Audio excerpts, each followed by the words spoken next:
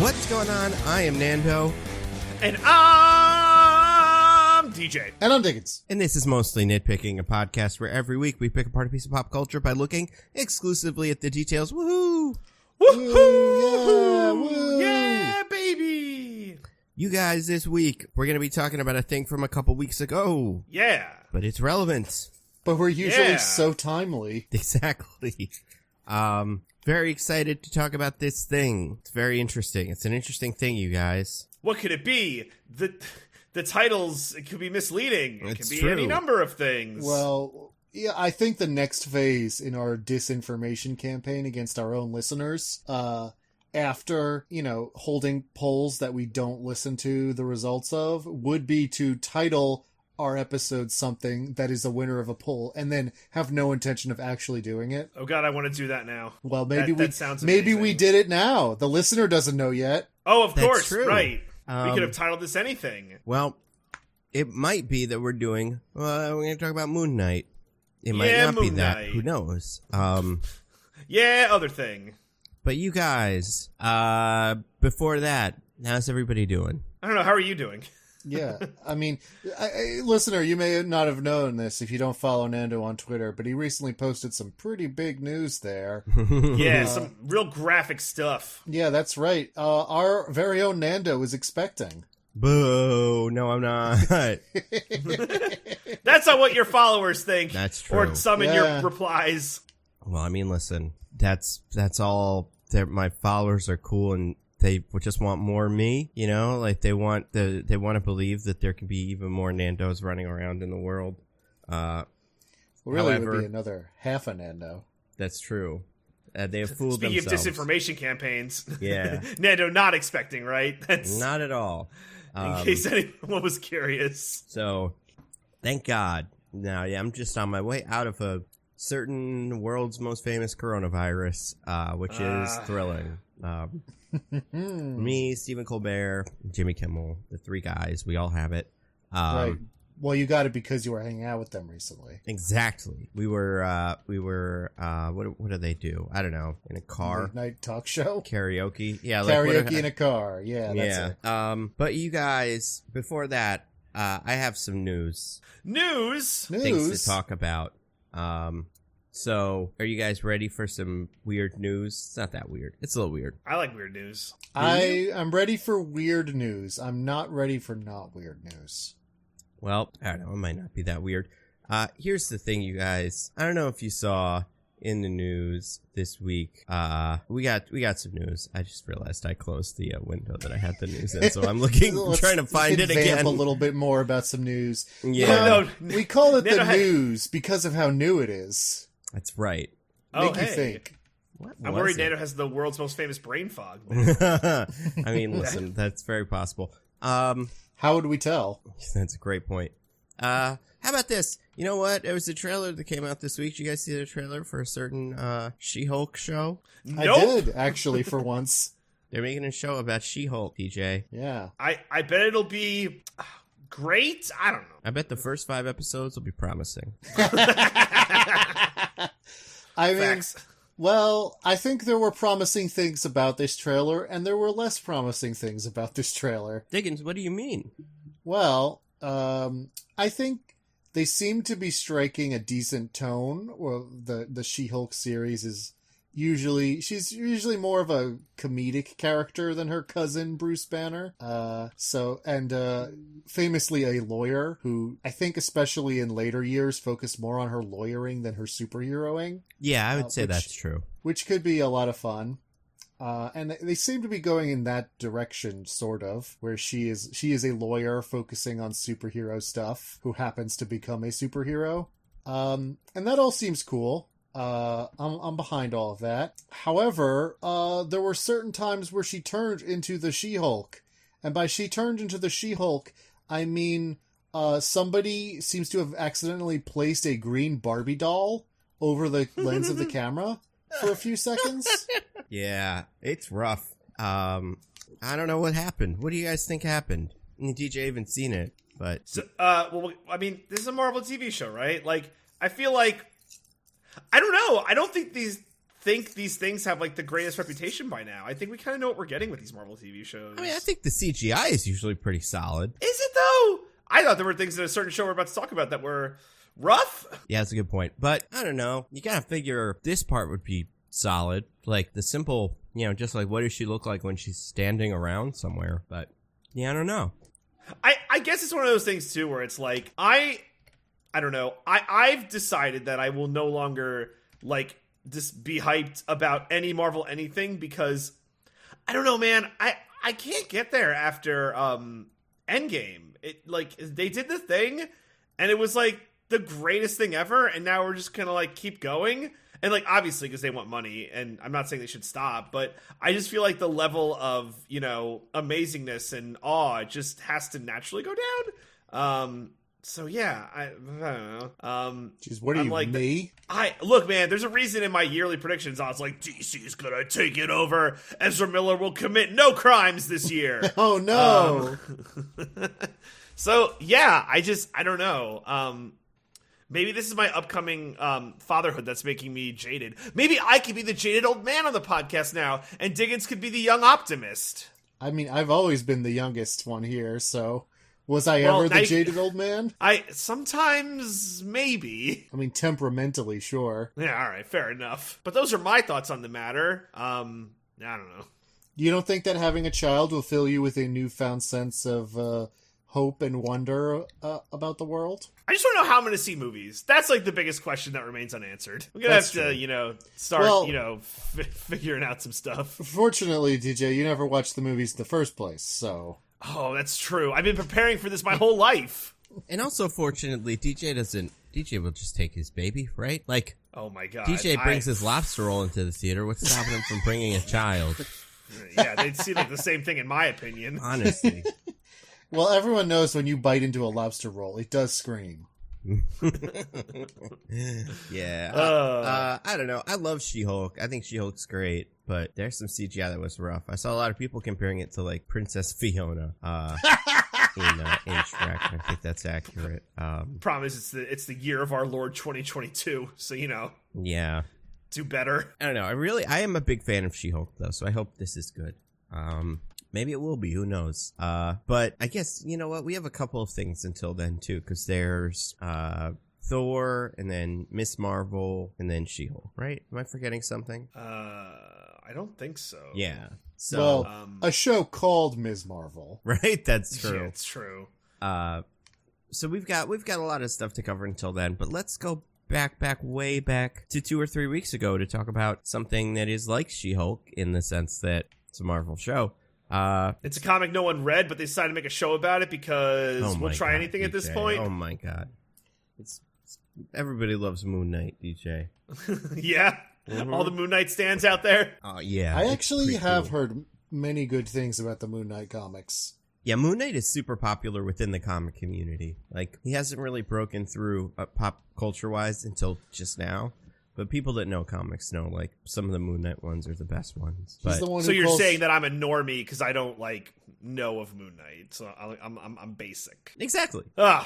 Yeah. Slander if I've ever heard it. He's the one who calls Dracula a big fucking nerd. That's right. That's cool, I guess. I would have appreciated this show more if he called Dracula a big fucking nerd. Apparently the director tried to get it in there. He did say fuck, too, in the show. That's nice. That's true.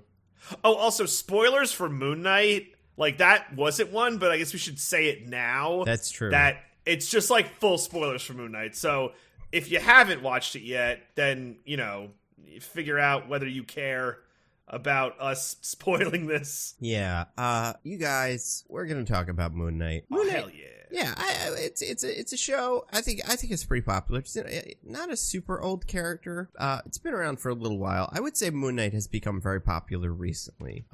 Probably because of a couple of really good comics, and then people have just like love to put him in play, like in he's on a lot of teams and stuff. Yeah, they made a Disney Plus show about it, and we're gonna talk about it. We have some wonderful stuff that has come back from the past that we're going to talk about, or that we're going to use to discuss this. But first, let's do a little game. I don't remember who's in charge of this one. Do you guys remember? I believe you are, Nando. Oh, thank God. That's right. I ran the ambulance one, and DJ just tripped on his own shoelaces at the starting gate and landed flat on his face. That's right.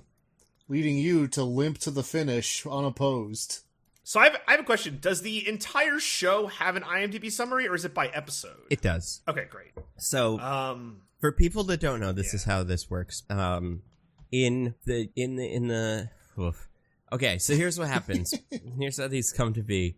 In a village, in like Holland or something, where everything's nice and pretty, a weird dude with long hair, holds on to the hands of the person that wrote the movie or show and uses his fancy tattoo to read their mind, and whether that person is lying and has a pure heart or not, whatever is brought to the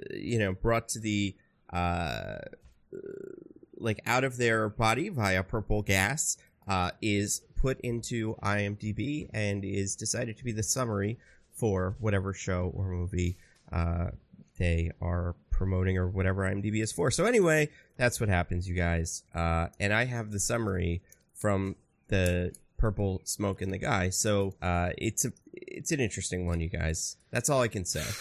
Okay. But I don't think it's too far off. I'll say that. All right. So who goes first? DJ? Well, Gets to I choose? pick, Yeah. and I want Diggins to go first. All right. Diggins, how would you describe, in IMDb language, Moon Knight, the entire series? Okay. I'm gonna go with mild-mannered gift shop clerk Stephen Grant discovers that he is leading a double life as the enigmatic Moon Knight and must save the world from the machinations of an evil Egyptian god. Okay. DJ? God, I wonder how much they would give away. So,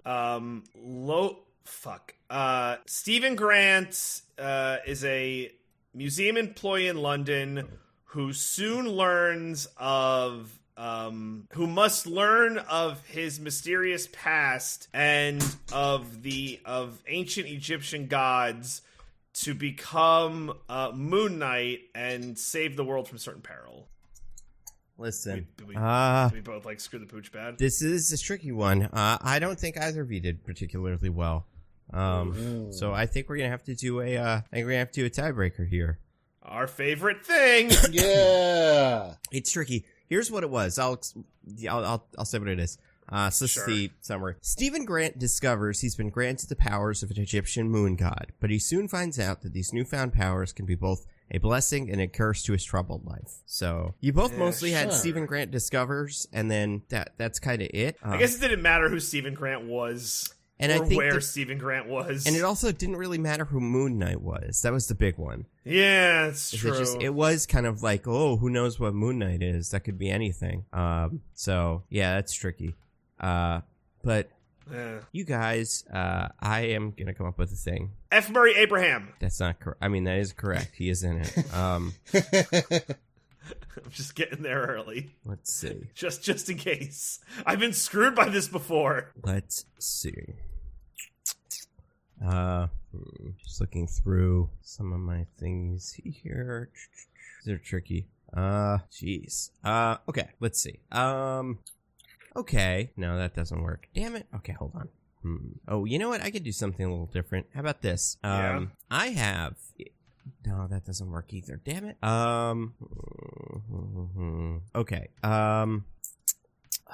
Here's the problem right now. Riveting. DJ already audio, said F. right? Murray Abraham, which was maybe going to be my tiebreaker, but it doesn't count anymore. There's just so that means I much get trivia. it. Like, No, that's it just the doesn't. rule. It does not. God damn it. This is so tricky. Okay. How about this? I want to do this. I think this is fine. Here's what I have. I have the episodes here. Okay. I have boy. their names. Each episode has a name. I bet it does. And it's, it's not like Friends where they're all like the same naming convention or whatever. Yeah. They're all just 6 different things. Okay. I want you both to name them, like, in order. So, Oh, get out of here. not in order. No, excuse me. Like, it will be like Diggins DJ, until one of you can't name one. Yeah, we're going to try it like that and see how this goes. If neither of you can name a single episode, then we'll figure something else out. But, yeah, let's do that. Who starts? Well, I want to say I go first. Also, incredible, because Diggins watched this show today, so very fair and balanced this game is. I agree. Whatever. An extremely fair game. Oh, yeah, I didn't even think about that. Okay, well, DJ, I mean, you go I'll first? give. I think the name of the first episode is Day and Night. Okay. No, it's not. So, Diggins, Damn if you name one episode, you win. The first episode is the goldfish problem. That's This true. It horse hockey. is. This is horse hockey. He watched them today. I mean, what other ones? Well, you didn't even have DJ, one of them, DJ. we had the equality of opportunity here, which That's I've been true. assured over and over again is the best equality there is, and we shouldn't ask for any other kind of equality. We had an equal chance. We started in the same place here. We were given the same task, and right. if one of us happened to have been better suited to it by pure chance, I mean, I don't think they should be punished for their superiority. That's all factual and true. How about this, Diggins? Can you name another one? It's the one called, like, Friendly People. Yeah, you're close. It's the friendly type. The Friendly It's Type. episode 3. So, Diggins, yeah, you were doing very well. Here's the names of them all. It is Goldfish Problem, Summon the Suit, the friendly type, Oh, summon this. The Tomb, Should've got that. Asylum, and Gods and Monsters. So, great stuff. Diggins. What if? Wait. Can I do a double or nothing thing again? Where if I get it wrong, I'll be wrong forever. I'll never get an IMDb thing right ever again. Well, Diggins, I guess it's up to you. I mean, Nando, do you even have another tiebreaker in mind? Oh, so I have one in mind. Wait, Oh, what? I may be so bold. Yeah, Hold no, on. and Let me No, hear no, what it and- is before I make any Yeah. decisions. I want Nando to give us like a very like esoteric, like very like unknown piece of like moon night trivia. And then what do we do with that? Try and guess it. Or like a question, right? Like, you know. my God. I mean, Because, right, Nando knows like Moon Knight, so I don't know, man. I do know Moon Knight. And Diggins, you're so smart. You're like the smartest person ever. You're that's very smart. Blatantly untrue, but all right. As the Temptation said, I ain't too proud to beg to not be got All by right. this In incredible interest of scam. in interest of good audio, I will yes and say yes. Hell yeah.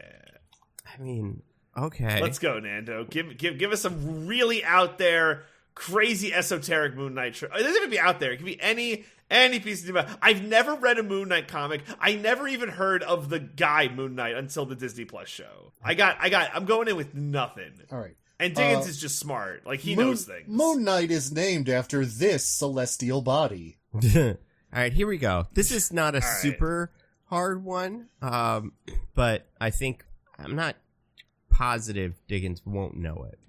I think this is something a person that's not a humongous comic fan could know by just hearing about Moon Knight in the last couple months. I Anyway, think okay. if you ask a question that I might know and DJ might not, I think that's the fairest possible. I agree. I also think that's fair. It's a great point. Here's the question. So Moon Knight debuted in 1975. Okay. But Moon Knight did not debut in the Moon Knight comic. Moon Knight guest starred in a different series. Do either of you know what series, like what comic, like line Moon Knight first appeared in? All right, can I ask at least one clarifying question? Sure. Is it like a single hero, or is it like a group of heroes? Can I Single ask hero. that, or is that okay? I have a guess. Okay, Diggins, you have a guess? 1970. I'm thinking. Okay. I have a guess. Okay. DJ, what's your guess? My guess is Iron Fist. Okay. Diggins, what's your guess? I was going to guess Iron Man. Ooh, Okay, you're both wrong. damn. And I don't think we're gonna get it if those are your guesses. It's a series called Okay. Werewolf by Night. Oh God. Yeah, so I mean, it kind of makes sense, right? Because it's like Moon Knight is kind of like a, Yeah. monster movie guy. How about this? This is a lot easier, so I think you might be able to get this. And for that reason, I'm going to let Diggins go first. Fair enough. In the comics, everything that happens... Well, okay, that's a horrible way to describe this. This is all it is. In the comics, Mark Specter and another certain guy, their characters line up pretty well in terms of, like, what each personality's deal is. However, Stephen Grant in the comics does not work at a gift shop. The character Stephen Grant, what is his profession in the comics? Oh, interesting. Diggins, you can go first. I'm going to say that he does work at a museum, but he is like a curator or some other Egyptologist kind of person. Okay, DJ? That was also going to be my guess, so I'll just go off the board. I'm going to say he, like, shines shoes. Are we both wrong again? DJ, are you cheating? Is that really Because it? if you are, you're doing a really bad job. Stephen Grant is a movie producer. Oh my god. We yeah, both know cool. so little about Moon Knight. Yeah, I feel like we're kind of out of things. How about Yeah, this? it's All right, fine. One more. All Last right. one. All right. Okay. All right. Brian Michael Bendis, kind of not like resurrected Moon Knight, because that's not quite what it was, but restarted. Well, actually, I don't even know if that's true. I don't remember now if it was Ellis. I don't remember. Anyway, Brian Michael Bendis had a series where Moon Knight had, because Moon Knight traditionally has 3 different alter egos. In this series, Moon Knight didn't have those alter egos. It was still 3 people, but instead, Moon Knight believed he was 3 different Marvel superheroes. So, like, those 3 characters existed in his head, and that kind of replaced the 3 identities. Starting with Diggins, what are these characters? So you do one. Just name me one, I'll tell you if that's right. So wait, are these just names of characters? These are Marvel Comics characters that Moon Knight kind of... I don't know how this happened in the series, but kind of reset his brain, and those 3 characters became his identities. Oh, I'm gonna have Diggins go first because I don't even understand the question. Captain America. Okay, DJ, do you have a guess? Oh my god, I'm gonna say Iron Fist again. All right, Diggins, you actually did get it right. Captain Oh, America wow. was one of them. So does it? Oh, go ahead, Dan. Sorry. The other 2 are Spider-Man and Wolverine. Oh, okay, that's cool. Oh wow, the 3 most popular characters. Who could've guessed? Exactly. Yeah, Batman was also there, and Mickey Mouse. But yeah, it was a weird series. I haven't read all of it, but I'm not a huge fan. I don't think. So are I the think consequent? Warren Ellis was the one that really made Moon Knight popular. So are the consequences of this that next week, like, Diggins does the IMDb summary? Well, yeah, I won. That's definitely So- part of Sorry, the consequences. and then the week after Nando does it. I don't know. You're the one who came up with this whole double. Yeah, that nothing sounds right. Thing. So yeah, so maybe it's next. DJ does not get to go first next week either. Well, Something I was like willing that. to like be like, no, I lose, like I lose forever. Well, no, because I like playing against. Like that's All right, fun. fair enough. I I need. Well, yeah, whatever. Yeah. I'm good for whatever. But Well- congratulations, Diggins, for beating me twice. Yeah. It feels more fair when you beat me twice. Well, you know, I'm just really good at this game, guys. So as a fabulous reward, Diggins, what did you think of Moon Knight? You get to go first. So, as mentioned, I watched the whole thing today, and also in one sitting, so I didn't get the kind of weekly drip feed that I believe the 2 of you had. Correct. That's right. So that it is possible that may color my opinion here, just in case that comes up. I mostly liked Moon Knight. I think it's... I have some quibbles with it, which I'm sure we will get into. I think it definitely has at least somewhat the Marvel TV show ending problem, where it's like the ending's gotta be a big fight, even when that kind of doesn't really make sense. And there's gotta be, big CGI laser beams happening and everything. And big CGI other things. A big CGI other well, if there was more of the big CGI other things, I would like it more. But anyway, yeah. No, but all that aside, I think Oscar Isaac is fantastic in the role. Doing that everything everywhere all at once thing of being multiple different versions of the same character, which is a very obvious showcase of acting talent if you can really make these 2 characters feel like different people when you're playing both of them. And I think he does very well at it. I like that it's its own kind of little thing that's very disconnected from the rest of the MCU, so it can kind of feel like its own little thing. I think they do some interesting psychological things with it later on in the show, although, you know, it's very surface level. They don't go too deep into it, but as a nice little change of pace, it's a much kind of more personal and kind of dark show than we're typically getting from MCU stuff. And then, I love Ethan Hawke also. Ethan Hawke is a great villain, great performance, and then also I feel like they took him.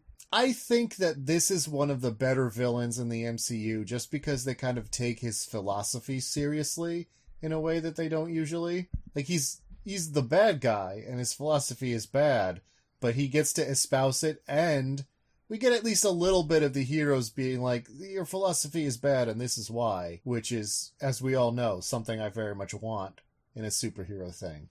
So yeah, overall, I liked it. It's not amazing or anything. I wouldn't say it blew my mind. But as far as these MCU shows go, just a pretty solid outing is worth commenting upon. And that's what Moon Knight was. All right. DJ, what about you? What did you think? So for me, I mostly agree with what Diggins said. My favorite part was Ethan Hawke. I think he was a very good villain. I also really like what they did. Like, I thought it was interesting, the psych ward stuff they did at the end of the show. I found that really interesting as a way to kind of tell this story in a bit of a different way. And I thought that's where Ethan Hawke for me was really good, where it's he's this really good villain, but also it's we're going to portray this in another way. And I found that really fascinating. So I really enjoyed episodes 4 and 5. That being said, I think overall this show's a negative for me. But I think kind of because for me, I think this show suffers from for what I've called for myself personally, it's a DJ problem, the Encanto problem, where Encanto was a really, really good movie, but I watched too many trailers that made me think of it other things. So when it didn't hit where my expectations were of it, I was disappointed. And that's what happened for me with Moon Knight, because I thought Moon Knight was going to be this very interesting psychological thriller about this guy, and the Moon Knight reveal would be later. And because I feel in a show like this, once you introduce the superhero, it changes the stakes, especially in a normal setting, because this is kind of quote outside of the MCU, right? Kind of Diggins, how Diggins was alluding to. So then when you're the superhero, you can just beat things up, so it's the whole dynamic changes. But I thought there was going to be more of the Steven Grant, Mark Specter, whoa, what's going on here? But the show kind of shunts that into this other thing, which I don't know, for me, episodes 2 and 3 and bleeding into 4 were just kind of fetch quests. So then I'm kind of oh, this isn't that interesting. And I thought 6 was kind of a dud. And yeah, I don't want to see a season 2, even though it seems they teased up for some kind of season 2. I just I don't know, man. I wish the show was done differently. I don't think it's bad. There were parts I liked, but more parts I didn't like. And I think I overall what I was kind of alluding to earlier of a dampening of MCU hype. This is kinda it. So that's kind of where I'm at. Wow. What about you, Dan? I know, just horrible sins upon humanity. DJ, a hater. Confirmed. Yeah, confirmed. So, I don't know. I like this character. I think the show is fine. I wish it was more of one of the 3 things it was. Because I think it was 3 different kinds of shows. And I liked all of them. But if one of them was the main one, I think that one would have been great. As a thing, if we did just psych ward mystery, if we did just The Mummy, or if we did just I don't know what you call it, but Stephen Grant in bumbling kind of silliness, not quite that, but if we focused on that, I don't know, maybe the show would have been more for me. It would have worked the way I was hoping it would. But I just feel it was every time it seemed like it was kind of doing something, it shifted gears and it didn't quite work for me as much. I think the show is pretty fun when it's doing when it's actually firing on all cylinders, and in that doing the version of the show that it was really well. Love the costume, loved Ethan Hawke. But yeah, I just wish it was a little bit more of one of those things. It's tough because it's fun. Yeah. Like I did like the parts of it that I liked, but yeah, I don't know. I don't think it was. It just didn't feel consistent enough for me. Yeah, I get that. And I think too, part of it is like when the show feels kind of aimless. Like, I don't know, Diggins, I feel like you've brought this up before a lot, but like I personally like don't want these shows just to turn into like intro packages for characters, because that's kind of boring. And that's more or less what this felt. And I think that's why I was so down on it. I think I felt like this one, I was a little less on that than usual. I mean, you're not wrong. Where it's just, you know, the constant thing about this where it's everything is just talking about how cool the next thing is going to be. Yeah. And I don't think this show is immune to that, but I did feel like they were at least kind of telling a story here with the character. And also I appreciated that we start in the middle of the story instead of the very beginning, where he's already the Moon Knight. We're just we're exploring the split personality thing that's getting worse at this precise moment, but right, you know, we don't have to worry about, we don't have to start at him in the desert or him as a kid, you know? Sure. I appreciate that, but I think you guys raised valid points. It is kind of aimless. I did feel, and again, this might be something where the fact that I watched it all at once really mitigated the problem for me.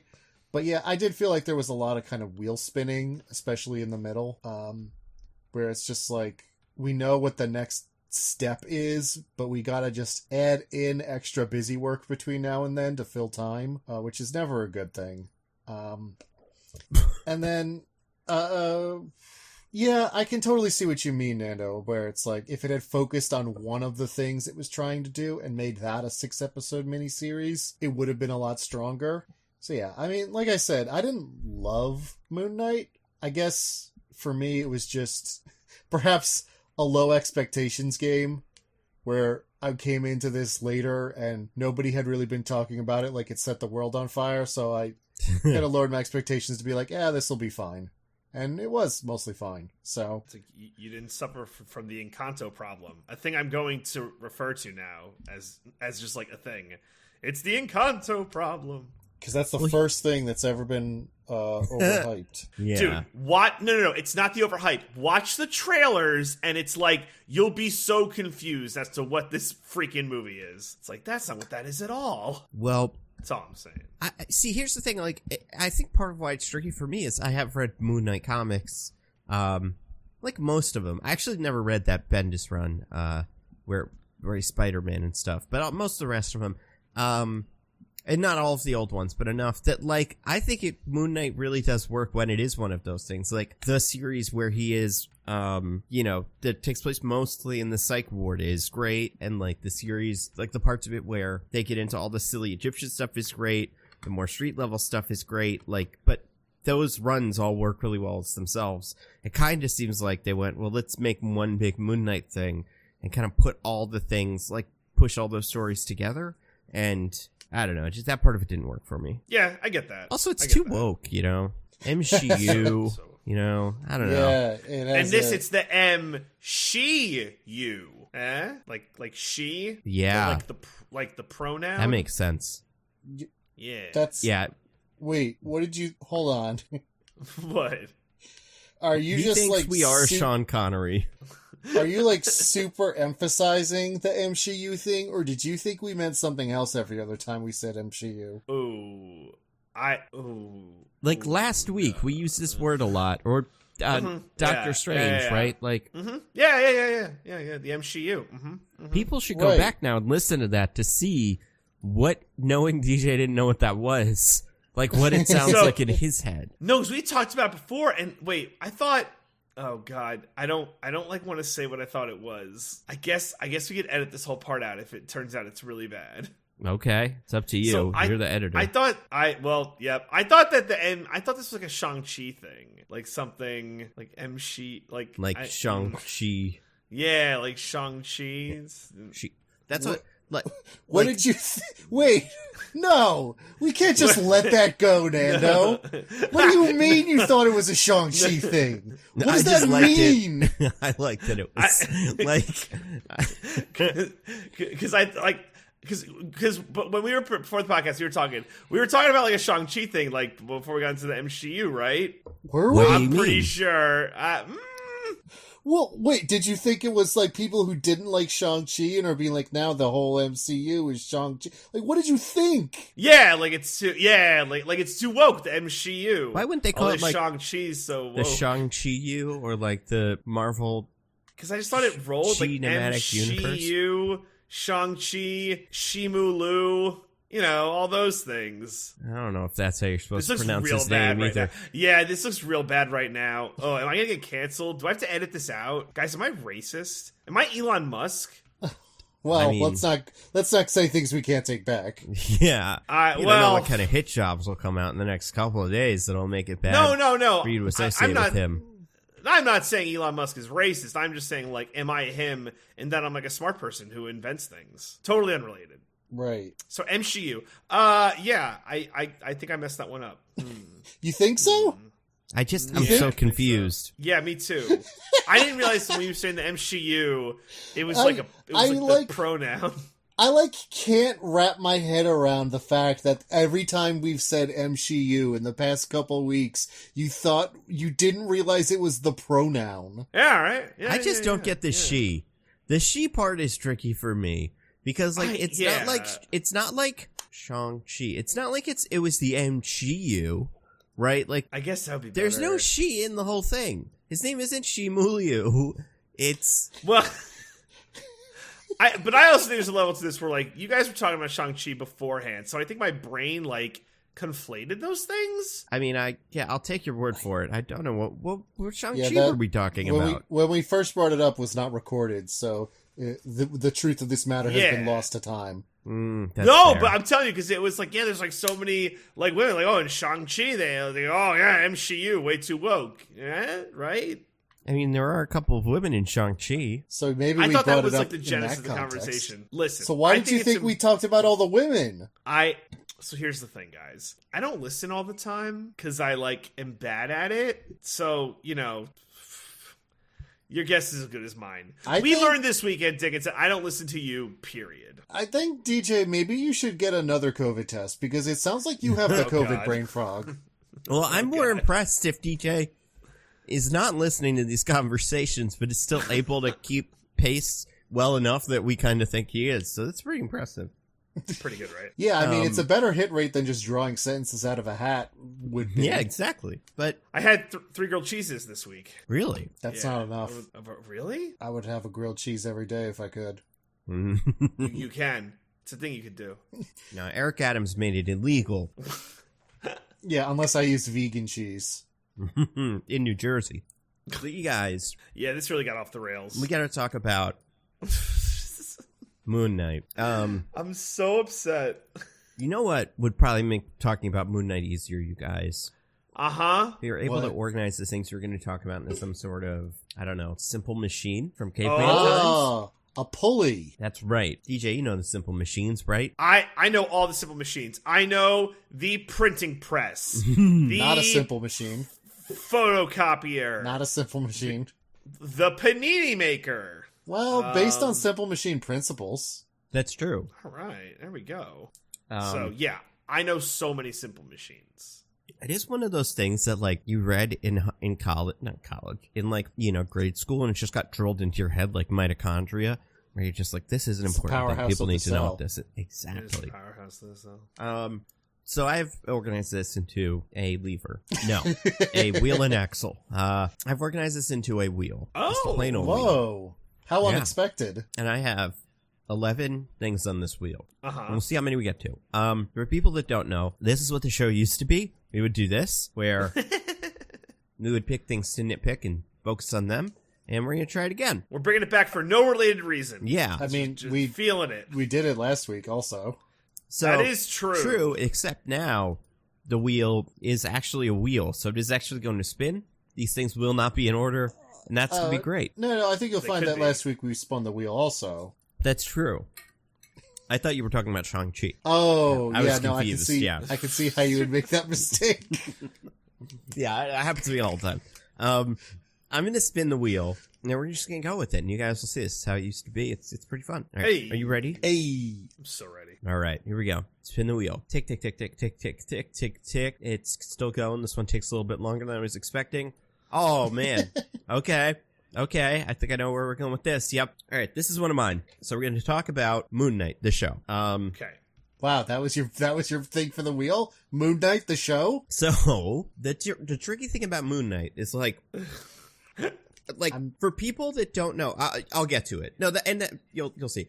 For people that don't know, like this whole Moon Knight's whole deal is that he is powered by an Egyptian moon god, whatever. And this was written in the 70s, and it's all mystical and whatever. Here's my thing on the wheel: is what is the moon? You know, We just don't know. we just don't know what. Like the moon exists in the Yes. MCU. That's what they Yeah. want you to believe. Right? Like, it's not a mystical thing that is just, you know, like, I don't know. It's just so, the way the series plays with the moon, and it feels like something where, like, you know, before man had walked on the moon and stuff. You know what I mean? It's hard to explain. Okay. Yeah, go ahead. So there's a scene in the end of episode 3, I believe, where Moon Knight and Khonshu have to remember where, like, some stars were or something. I can't remember exactly what it is. And what they do is they rewind the sky. Uh-huh. What happens then? Did the Earth fly back in time? Is the sky just a big piece of paper, like a book that Khonshu looks through? Because, like, we know what the moon is. It's a body, like a celestial body that you can't just turn backwards. What is that? And if it's not that, why did he get in so much trouble? Why did he get fired for doing nothing? I think that probably a lot of people and like NASA were really upset by like what happened. Also, would that fuck up like tides and shit? Yeah. Like, this feels like a moonfall thing, where it's like, the rest of Moon Knight should have been focused on the catastrophic ecological impact of them turning back the sky. The Moon Knight is. Moon Knight says as he lifts a car off of a little baby or whatever happened in that movie. I just want to know what the consequences were of turning back turning back the sky. Yeah, right. I don't even know how to like phrase it. Like, it's not turning back time because time isn't real. So it's like unrotating the Earth. Like, yeah.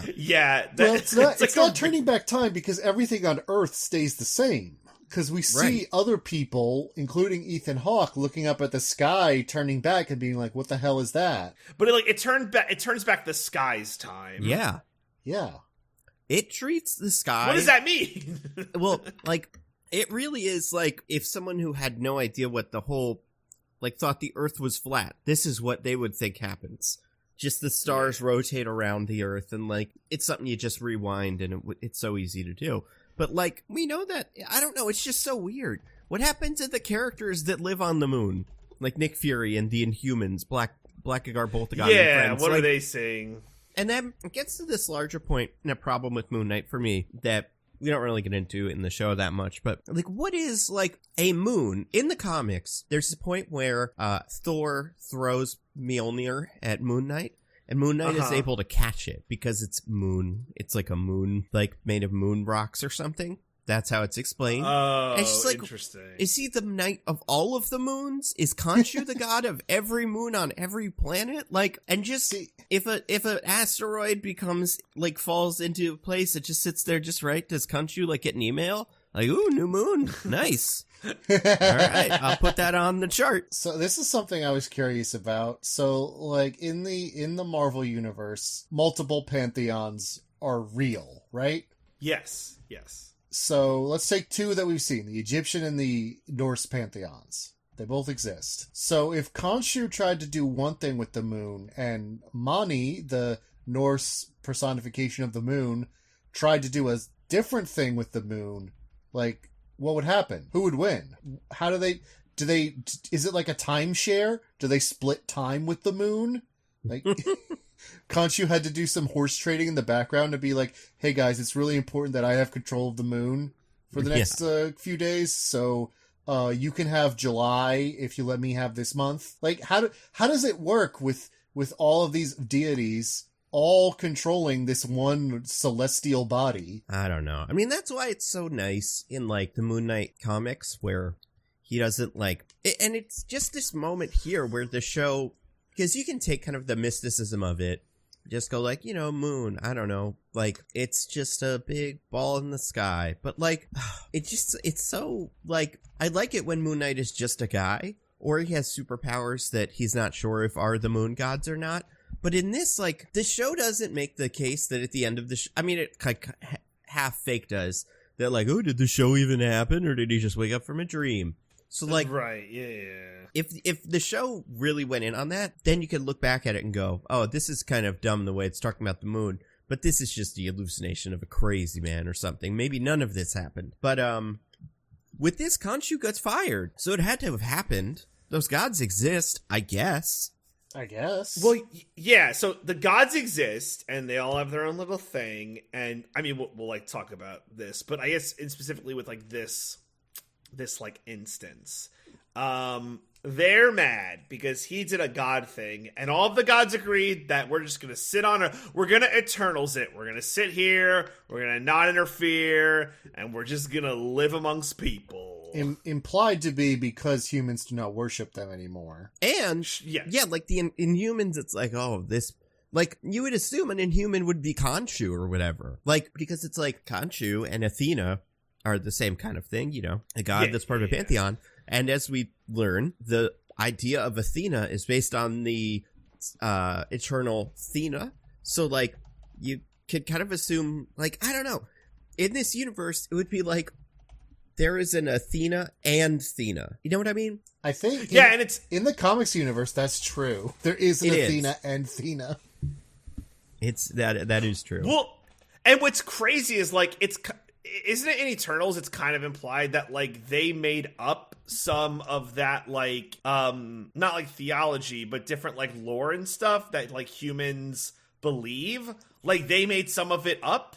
Yeah, because, like, Sprite is doing, like, little fireworks shows, and that's supposed to be them, like, teaching stories and stuff, so yeah. Or maybe they did happen. Like, I don't know how much of it's made up, but it's, like, it is just crazy that, it's not crazy that it's all real, but, like, I don't know, and again, I don't know if this, like, is covered in, like, comics at some point, but you think, like, all of these things would just be colliding into each other. Like, for instance, like, okay, so the Khonshu is the Egyptian moon god.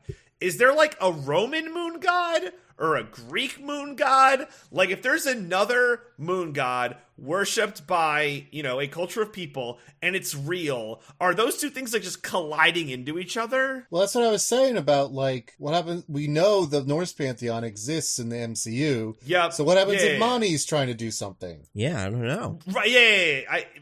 Right, so... Also... a more mechanical note here.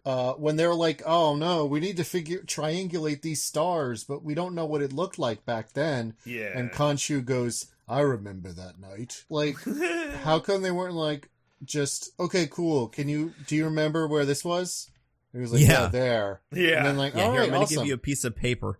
Sketch the stars. I feel like there were so many easier solutions that Khonshu overlooked before turn back the sky to 2,000 years before or whatever. Yeah. Also, just throwing this out there, I didn't love, in general, the, like, quote-unquote puzzles of this show. The Uncharted? Yeah. Didn't love it. So, well, what puzzles do you mean? Well, I guess the big one with this star is, like, they had to, like, go, and again, it's kind of like the fetch questiness of it. Maybe that's what I didn't like, but they had to go to the, well, it's just, like, funny where it's like, oh no, we don't have the scarab that literally tells us to go. Where to go? What do we do? All right, we go to this guy. He has, like, a really old mummy thing, and if we fold some of the things on that, then we'll know stars, and we can find the tomb. This is so complicated. Are you talking about the worst character in the show? Yes. Who? The guy. Friggin' dude shirtless on horseback. Oh, yeah, he bad. Isn't that the actor that died? Yes, that is the actor who tragically died. I am not blaming him for the character being incredibly uninteresting. There's just nothing to him in the show. Yeah, I mean, I feel like those puzzles, when they're done like that, like, it just has to be physical. Like, I have to be able to see the whole puzzle and go, ooh, turn that thing to that. In this, it's just like, all right, so I'm going to go. I am going to rotate the map, I guess. I don't fucking know. Can we leave here? Like, they go there to have their little fight scene, and then it like Moon Knight might as well just turn around and go, I'm working on it, and like fiddle with his hands. And you're like, I guess he's doing it. I don't know what it is, but he seems really excited about it because just it's very arbitrary. So yeah, I guess too. Here's my thing with the moon. This has always bugged me about the moon. Okay, so it's like mega structure. The moon and I have no proof, but I just know. You just feel it, yeah. So, like, I get the idea of, like, the elements and stuff like that, and, like, water, earth, wind, whatever. I feel like it'll change when the Fire Nation attacked. Exactly. A lot of the times... A lot of talk about avatars. What'd you say? A lot of talk about avatars. That's true. The little blue men, or the anime. The anime. Oh, yeah! Forgot about that shit. But yeah, this idea that it's, like, and even water and wind and fire, like, those, the ideas of them is weird. But you watch something like Jackie Chan Adventures, let's say, and there's like a fire god and an earth god and a moon god, and it's like moon isn't anything. It's just earth, but up there. But like if you had the power to control the moon, it's like, I don't know, then like control, like what makes something a moon? At least with water, it's like that's what water is. But well, if it's not a space station, then it must be a moon. No, that's true. Do you think he's going to say that in the show? In the Obi-Wan show, at one point, he's going to be like, that's no moon. God. Or someone will say that and he'll hear it and go, I like the sound of that. There will be a young Mandalorian foundling who goes, that's no moon. And he's like, yes, of course. I should steal that one for later. And then the show keeps following the young Mandalorian and jumps ahead to when he's older, which is precisely the next spot in the Mandalorian plotline. And the rest of the show is just about that. Now that's how TV should be, yeah. Yeah, and then that, like, little foundling can, like, join his team at the end for, like, the big fight, and then he'll just be, like, the coolest part of the whole thing. Yeah, and then half the episode's about him. Yeah, and his little baby shows up on a rickshaw. That was so dumb. Pulled by Amy Sedaris. Yeah, baby. But anyway, I don't know. I always think the moon, it's weird when the moon gets lumped in with those things. But guys, I have another wheel thing. You ready for this? Woo! Yeah. All right, I'm going to spin it. Here we go. Tick, tick, tick, tick, tick, tick, tick, tick, tick, tick, tick. Okay. This is, I forget whose. I think Diggins's. This cheese is I Shot the Specter. No, this is DJ's. Oh, no, that's me. All right. Yeah. DJ, explain this one. Yeah, so near the end of the show, Mark Specter is just kind of going full Mark Specter is like the best way I could describe it. And he's like, I'm going to stop. DJ, who's Mark Specter? This whole time we've been talking about a lovely man named Stephen Grant. Oh, yeah. I guess I'm presuming some knowledge of the show, but yeah, I guess for those who are listening and just very confused. So Moon Knight has double personalities. Just like take that at face value, because I assume we'll talk about that at some point. I don't know if that's like a chunk on the wheel or something, but right now just take it at face value that this Moon Knight has like split personality syndrome, like that movie Split with that guy we like, Professor X. We all love him, right? Mm-hmm. So that's going on, but it's Nando's hometown hero, M. Night Shyamalan. Yeah, exactly. Right. So we got Stephen Grant, who's mild-mannered museum worker, and then we have Mark Specter, who is just like is Indiana Jones kind of, but like with way more edge to him. Yeah, he's mostly he's really like Uncharted, I feel like. Yeah, he's more Uncharted. That's right. He's more Uncharted. He is also like an action man, cool guy who also and kills a lot of people without ever thinking about it. He loves killing. Loves killing. So you got Mark Specter. So at one point, my man Mark Specter just gets like shot in the chest by Harrow, thank you. Who's the bad man who's trying to bring back a god who's really bad. And Mark Specter's like, I'm gonna stop you. And like he tries his best. And like honestly, I gotta give Harrow credit. He has like 30 opportunities to kill him. and throughout the show, and he like doesn't take him because he seems kind of like a nice guy. And I think he has a little bit of an affinity towards Stephen Grant. That's like an interesting part about this villain. But he's like, no, I gotta get my plan through. So he shoots Mark right in the chest, and then he dies. Like, he actually dies, and then him and Steven go to the afterlife. Also, there's, like, the afterlife for them is a psych ward. And also maybe the psych ward is real and the rest is fabricated? If only that was what the show was about. That would be fun, wouldn't it? I feel like they kind of teased that a little bit, but the show is not interested enough for it to really be a believable interpretation. Yeah. Yeah, I liked it, though. Like, I thought that was a cool thing they did. But, so, yeah, I guess I just kind of wanted to talk about this kind of sequencing. So, what's interesting, right, is that, so Mark and Steven, who, like, the afterlife does treat as two different people, which is interesting. Very interesting. If this was a split scenario, would all 20 whatever have personalities have, like, gone to the afterlife? Because, boy, that'd be a trip. And also, like, when he goes to the afterlife and Steven, like, sacrifices himself or whatever, I'm like, well, he's not another guy. Just imagine him, Mark, and then you can see him again, kind of. But it seems like he manifested Steven into, like, his own being. Yeah. It seems like when you do this, you get 3 separate souls. You could be a Ghost Rider and 2 other guys. This guy's kind of Ghost Rider now that I think about it. That makes what sense. he did is he did a severance on himself. Oh, shit, you're right. Ooh, So Mark Specter is outie Moon Knight, and Stephen Grant is innie Moon Knight. I love that. I do love that as well. But anyway, before I interrupted, what were you saying? All right, so like these 2 separate beings go to the afterlife, and they gotta like suss everything out. And yeah, like you brought up, Nando, like somehow Steven is able to sacrifice himself. And I think a lot of the afterlife stuff is like really silly. But like then we get to a point where like Mark comes back to life, like presumably fine. Like he gets healed, right? Yep. What happened? Well, Khonshu's Like- Moon Knight suit is a healing suit that heals your injuries. But he died. Yeah. It's an injury. Can it heal death? Like Well- he did the whole afterlife. It healed his physical injuries, and then I guess Osiris decided that he was cool, and his soul was allowed to walk back through the portal into the land of the living. And so his soul being back and having a healthy body again meant that he could just come back to life. So here's my thing.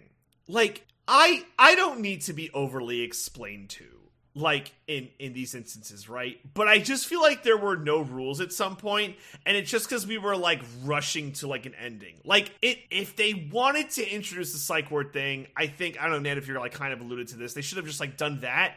But, like, him dying and the journey and coming back, like, I don't know, I guess as someone who, like, watched it week by week, it felt like some teases for a bigger thing, but was completely unnecessary. But then it ended with something completely unnecessary. So then we're compounding unnecessaries, and it's like, Well, and then, like, can Mark Spector never be killed? that's a He'll great live forever? question. Because, like, yeah, when Khonshu, like, it's not like all of that stuff that happens in the episode, like, while Mark is in Psych Ward, takes place in, like, a second in his head, you know? Because there's also all the stuff that's going on with May Calloway. What's her character's name? I can't remember. Layla. Oh, God. Layla. There's all the stuff where Layla is, like, in the world, sneaking around and doing shit. So, like, yeah, for, like, a full couple of hours he was dead. It's not even, like, the stuff where it's like, oh, he's in a coma, maybe he's dead. Yeah, it's weird. So, I don't know, this is like nitpick / what the fuck, but yeah, that's, like, basically what the idea... I don't know, man, it's like, it's like, also, like, again, I haven't read the comics, and maybe this makes more sense, but, like, he's Moon Knight, right? Like, he's Moon Knight, but he just gets, like, more or less the, like, Superman minus flight, like, power set. Like, I don't know how his things are related to the moon. And even when he's like, all right, Mark Spector, you will be my avatar. Like, what can the other avatars do? And don't worry, I have a whole thing on that. So, yeah, we'll get there. And this is a lot of me ranting. Just, I don't know. This is a lot of stuff. So anyway, I'll end it there. Yeah, unless you guys have anything else. Well, I do think it's worth mentioning, like, the idea of Moon Knight in the comics is, like, in the original series, he's just a guy who, like, gets brought back to life and then decides to be Moon Knight. So, like, all the stuff with what's-his-name, where it's like, or all the stuff in the asylum, you could kind of be like, well, it doesn't really matter if the, Khonshu and them are real or not, and if he is Moon Knight or not. Right. Because being Moon Knight just means wearing this suit. But yeah, in this he turns into a superhero. So, like, it kind of undercuts the, like, I don't know, it's weird. I don't like that part about it. Even in the comics, he's moon-powered once because of Werewolf by Night. He, like, got some of his blood or something. And that gave him moon powers, so he's, like, stronger at night. But it's just, like, something that is, one of those negligible superpowers where you could also just be at peak physical condition. So, yeah, Moon Knight is best without superpowers, I think. Okay. Was Moon Knight always in, like, Egyptian... Like, was it always Khonshu? Has that always been the way that's gone down? Yeah, I think so. I think it's always been Khonshu. Like, in the comics, Khonshu was originally just that statue, and... he would go and be Moon Knight because he made a promise to Khonshu to do that. But, like, he didn't fight that many. He, like, saved homeless people in New York City for a while. He had a helicopter that he flew around on, but he wasn't, like, fighting gods and monster men. He was fighting, people the Punisher would fight. But then, over time, Khonshu became, like, a real guy who would talk to Moon Knight and stuff. So, but even then, he's a lot of the time while that's happening, he's still a street level hero, at the same level as someone like the Punisher. I don't know, it's weird. Right. That's interesting. Yeah. That's so funny because, like, I wonder, like, if that would have been a better show, like what you're describing. Yeah, probably. What would it be? Like, I don't know, just like a Heroes for Hire kind of thing. Yeah. With, like, Moon Knight, like. I don't know. In a perfect world, I think that's where we would start, or we would do the full asylum thing, but they can't help themselves. Well, we already have such a perfect introduction to half of the Heroes for Hire, so that's true. They're just waiting to be used. Yeah, very true. Apparently, Mike Coulter and Jessica Jones, actress, were in a picture today. I saw that. So maybe speaking of news, yeah, Kristen Renetta. There we go. But you guys, let's do another wheel thing. Here we go. I'm gonna spin the wheel. Tick, tick, tick, tick, tick, tick, tick, tick, tick, tick. This one is... this one's one of mine. Or is it? No, it's one of yours, Diggins. Here we go. This one is Alexander the ... Wait, what? Ah, yes. Gentlemen, if you would follow me for a moment, please. You see, I'm leading you over to this little, a little gated area, little fenced area. Hold on, let me slide my key card. All right, door's open. Let me hold that open for you so it doesn't close. It locks automatically. All right. Yeah, come in. You can see I've set up a little table, little chairs. So nice. Some tea while you're waiting. I love this. It should be just off of the pot, so work. It should be nice and warm. Yeah, you guys can just sit here in this little corner here. I will sit with you because I'm welcoming you to my history corner. Oh, I love this. Goodness. So cozy. Look at this branding over here. I love it. Yeah. Indeed. So, in episode 4, I believe, of Moon Knight, in the nearing the edge of the chase, or the kind of side quest part of the show, as DJ called it, we get to they are deep in some kind of tomb or pyramid, I believe somewhere outside of Cairo. It sounds right. That they believe will hold the image of Amet that Harrow is looking for. And they managed to find it in the tomb hidden in here, which turns out to be the tomb of Alexander the Great. Mm-hmm. Yeah. Now, there's a few things about this. Okay. That makes sense to me. Now, it is the case that we don't know exactly where Alexander the Great is buried. Or we didn't until just now. Until right, the Moon Knight show. That's right. Interestingly, he was initially buried in Egypt, because, as I'm sure you guys know, you're very smart. I've always liked that about you. So freaking smart. His vast empire was pretty much immediately broken up into various successor states by his generals. And one of those generals was Ptolemy, or Ptolemy, I don't know exactly how to pronounce it. Ptolemy, Diggins, Ptolemy, who founded the Ptolemaic dynasty of Egypt. He took over Egypt as one of Alexander's conquests. And he, through some machination, managed to secure Alexander's body. And so he brought it to Egypt with him and buried it in Memphis, later moved to Alexandria. You may notice Memphis, Tennessee? Yep, that's it. Interesting. And Cairo, Illinois. Ah. Yeah, so you may notice that neither of those places are Cairo, or even particularly near it.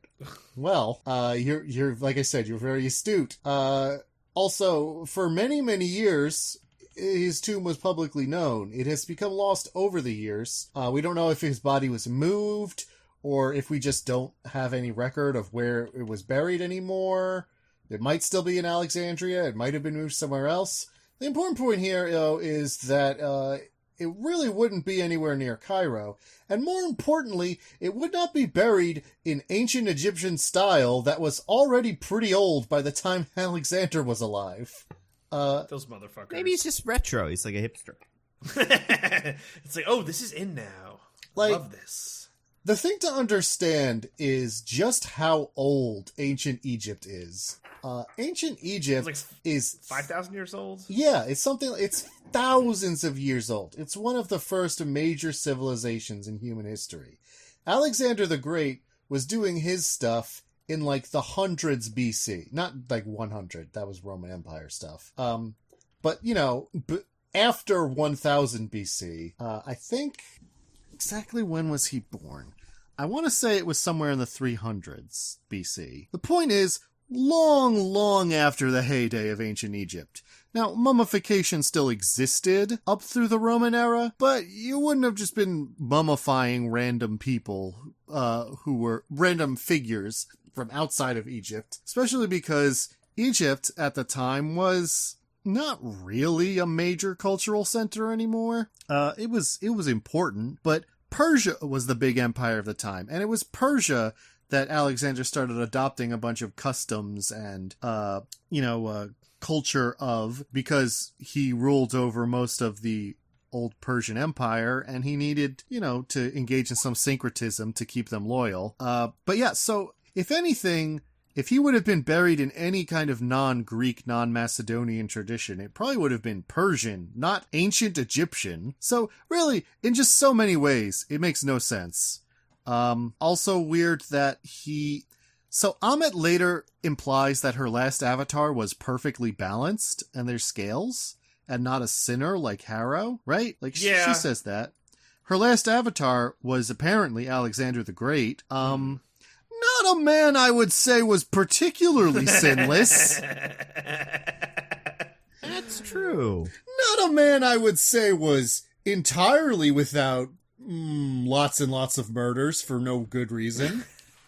The good reason was to get land. Colonialism, if you will. Well, it's not really colonialism if it's conquest, is it? I mean, sure. We can...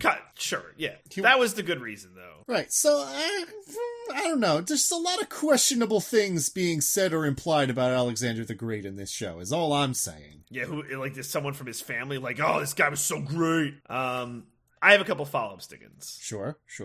Follow-up one, I love this tea. It's very tasty. It's very, very good. Thank you. I got it from Turkey. Oh, very nice. It's kind of an apple tea. Yeah, I love it. Second follow-up.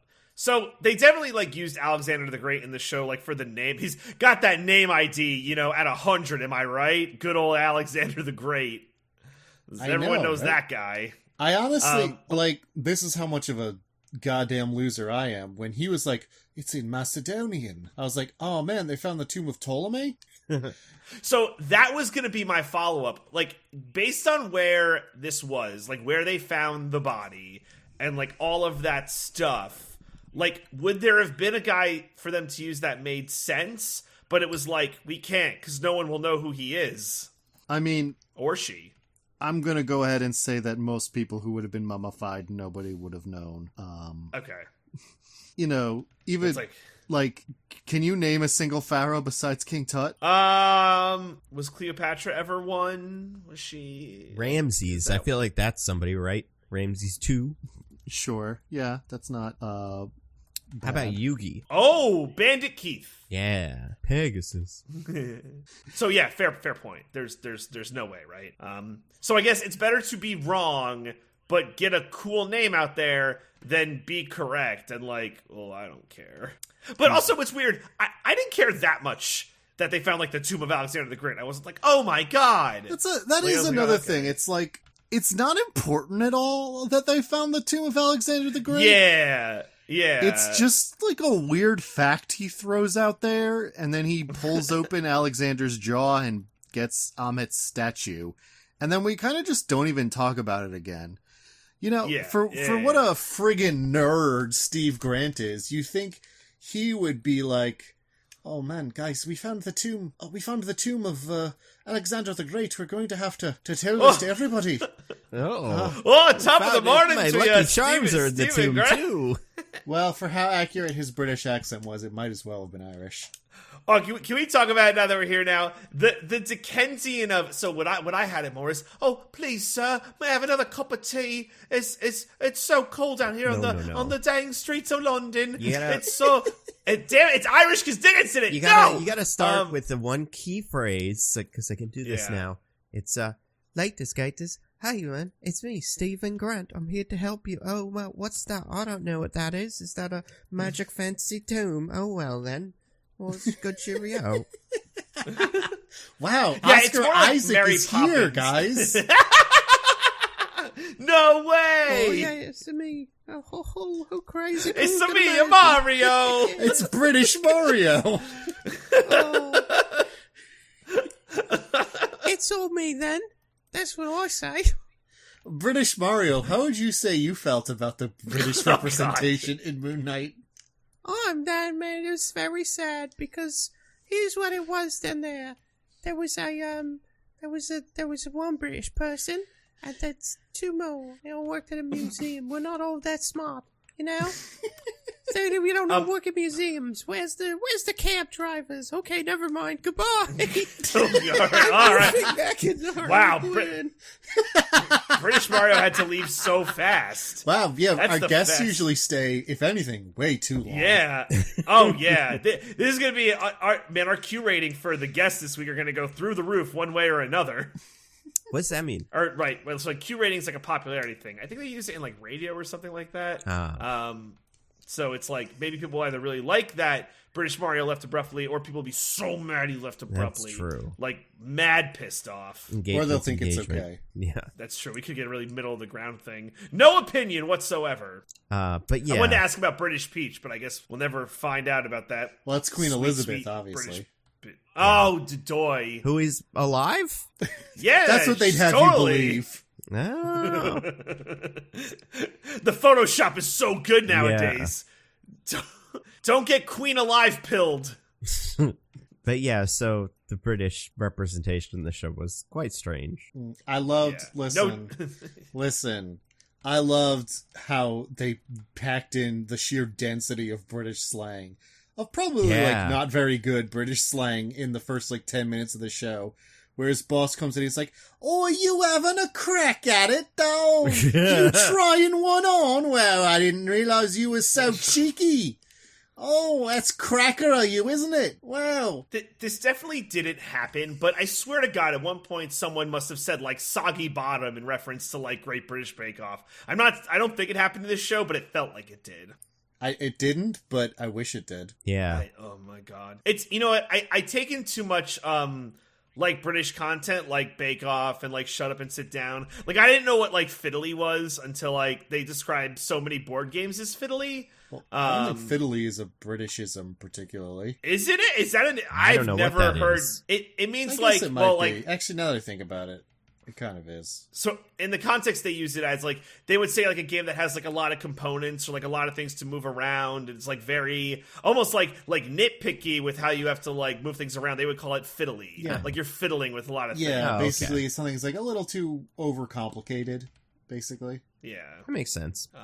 Where were we? Yeah. We're talking about Britain. Yeah. So how about this? You know, apparently the British accent was Oscar Isaac's idea. Like, he just came in with it one day and was like, this is what the character is. And they said yes?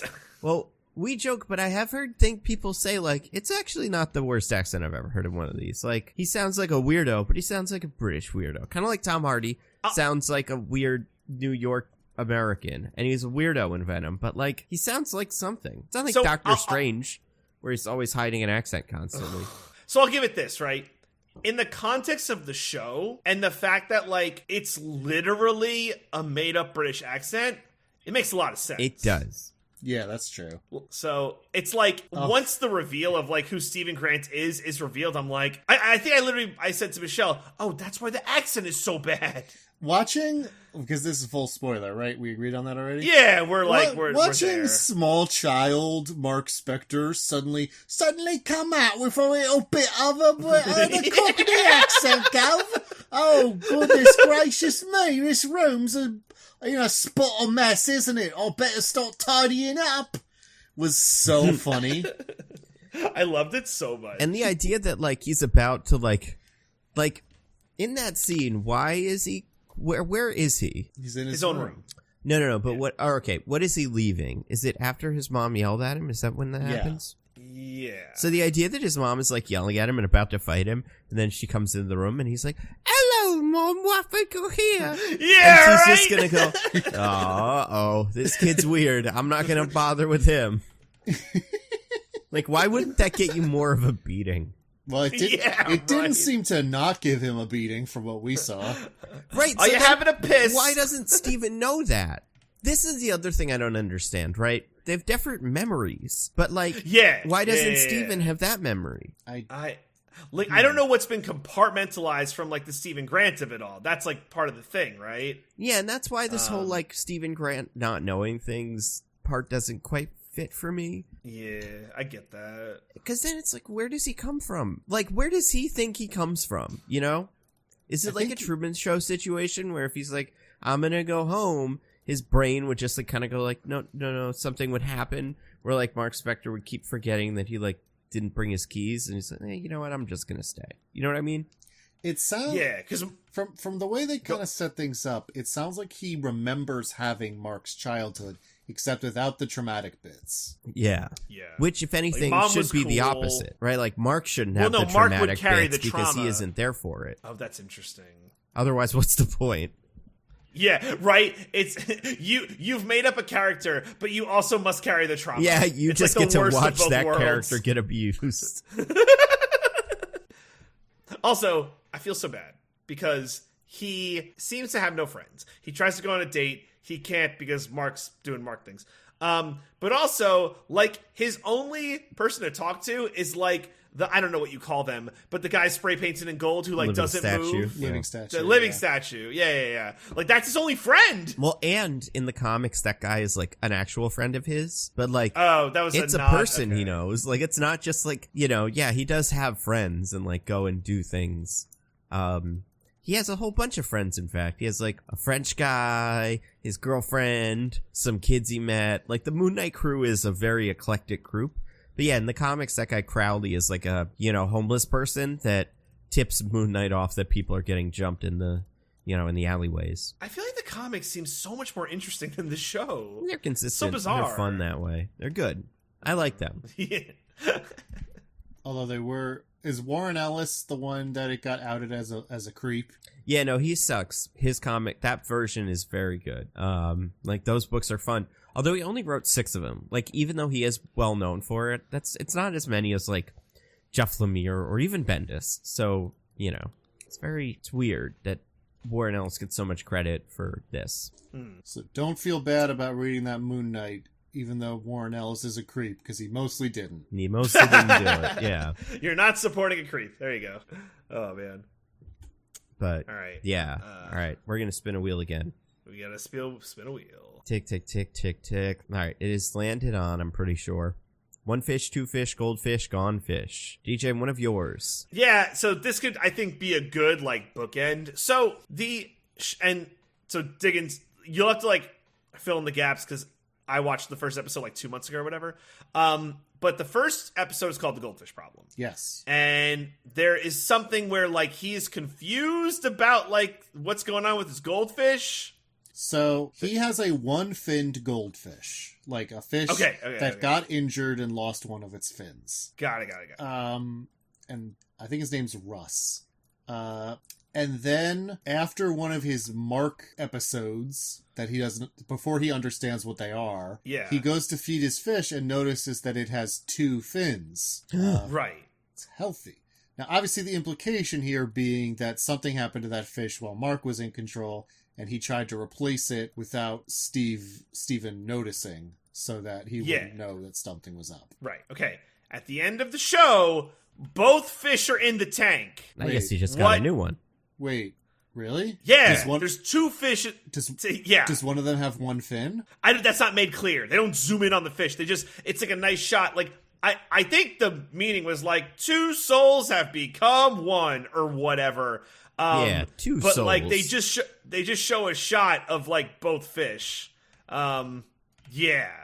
I just like, what the hell? Also, not to nitpick on like our favorite podcast, Mostly Nitpicking, but like one of those or both of those fish would have died. He doesn't have a great filtration system. This isn't Frederick. It's not Frederick the goldfish from that YouTube video where they trade stonks. So yeah, well, I don't. No, I have a question. Like, so in these situations, like, I don't understand the idea that there is another Mark running or another Steven running around asking women on dates and stuff like that. Like, what is Mark up to? Yeah, like, I'm gonna Steven fuck this whole thing up by trying to get with this one, because like, so I think the house of cards falls apart. We'll get to that slice of the wheel later, but I think it's implied that was actually Jake. So I think that makes even less sense. Yeah, that's crazy then. Also, like, how the fuck does Steven have a job? He shouldn't be able to go every day. He shouldn't. Like, I know they say, like, oh, when the stuff with the mom happened, everything got all kooky. But it's like, yeah, okay, but, like, this man, like, shouldn't be able to have, like, a regular life. That's not, like, how the construct of this works. Yeah, it's pretty weird. It's like he is... Yeah, go ahead, Diggins. Shouldn't he be, like, dead of sleep deprivation at this point? Every time he goes to sleep, one of the other personality takes over. Yeah. So does he just never actually sleep? Because it's not a severance, right? Like a severance, the body does rest at some point in a severance. I guess, like, with me, with the different personalities, maybe sometimes Mark is just like, I don't have any missions to do. I guess I can just hang out and sleep. But yeah, like... Does Mark exist, like, when Mark isn't, like, okay, how about this? What's Mark been doing for the 8 or 9, years before, or, like, the last year before the show starts? Does he go and fight crime every night? Like, as Moon Knight? Yeah. Does he, like, wake up every time? Or does Mark pop out every, like, once a month to do a Moon Knight thing? Oh, I see what you're saying. Yeah, it's also, what is like the popping out, right? Like, I know they talk about like the levels of control and stuff like that at some point, but like it doesn't seem like at some point like Mark just like doesn't have full control of what's going on. Like at some point he does, but at another point he doesn't. Yeah, it's strange. It's very strange. It's Doctor Strange. Ooh. Man, that's another slice of the wheel. Yeah. Oh, sorry. Never mind. But yeah, I think it's very strange. Doctor Strange. Whoa. Hey. But yeah, I just found that whole thing is kind of weird, because it is like, I feel like when I heard about this show, it was like, it's a very thoughtful look at dissociative identity disorder and all that stuff. And, yeah, that would have been cool as fuck. Well, like, and it's, probably not terrible when it comes to like words they used and stuff. But like, yeah, the idea that he's... Right. It's a little better than It's a little better than usual. A little better than Split. Yeah, exactly. Yeah.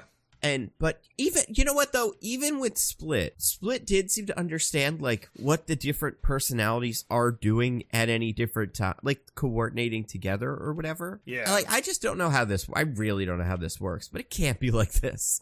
Even if you're not a Moon Knight. Like, cause yeah, does Steven Grant have a social security number? There's so many. Yeah, how did he get a job? Yeah. It's like, your ID says Mark Specter. That's the other thing. Steven should be able to find out about Mark real quick if he's like trying to find a life. Like, how does he get money? Well, the job, I guess. But like, I don't know, just having an identity without any supplied documentation, unless he does, seems maybe Mark like a minefield. Made a bunch of... Because Mark has always been aware that Steven exists, right?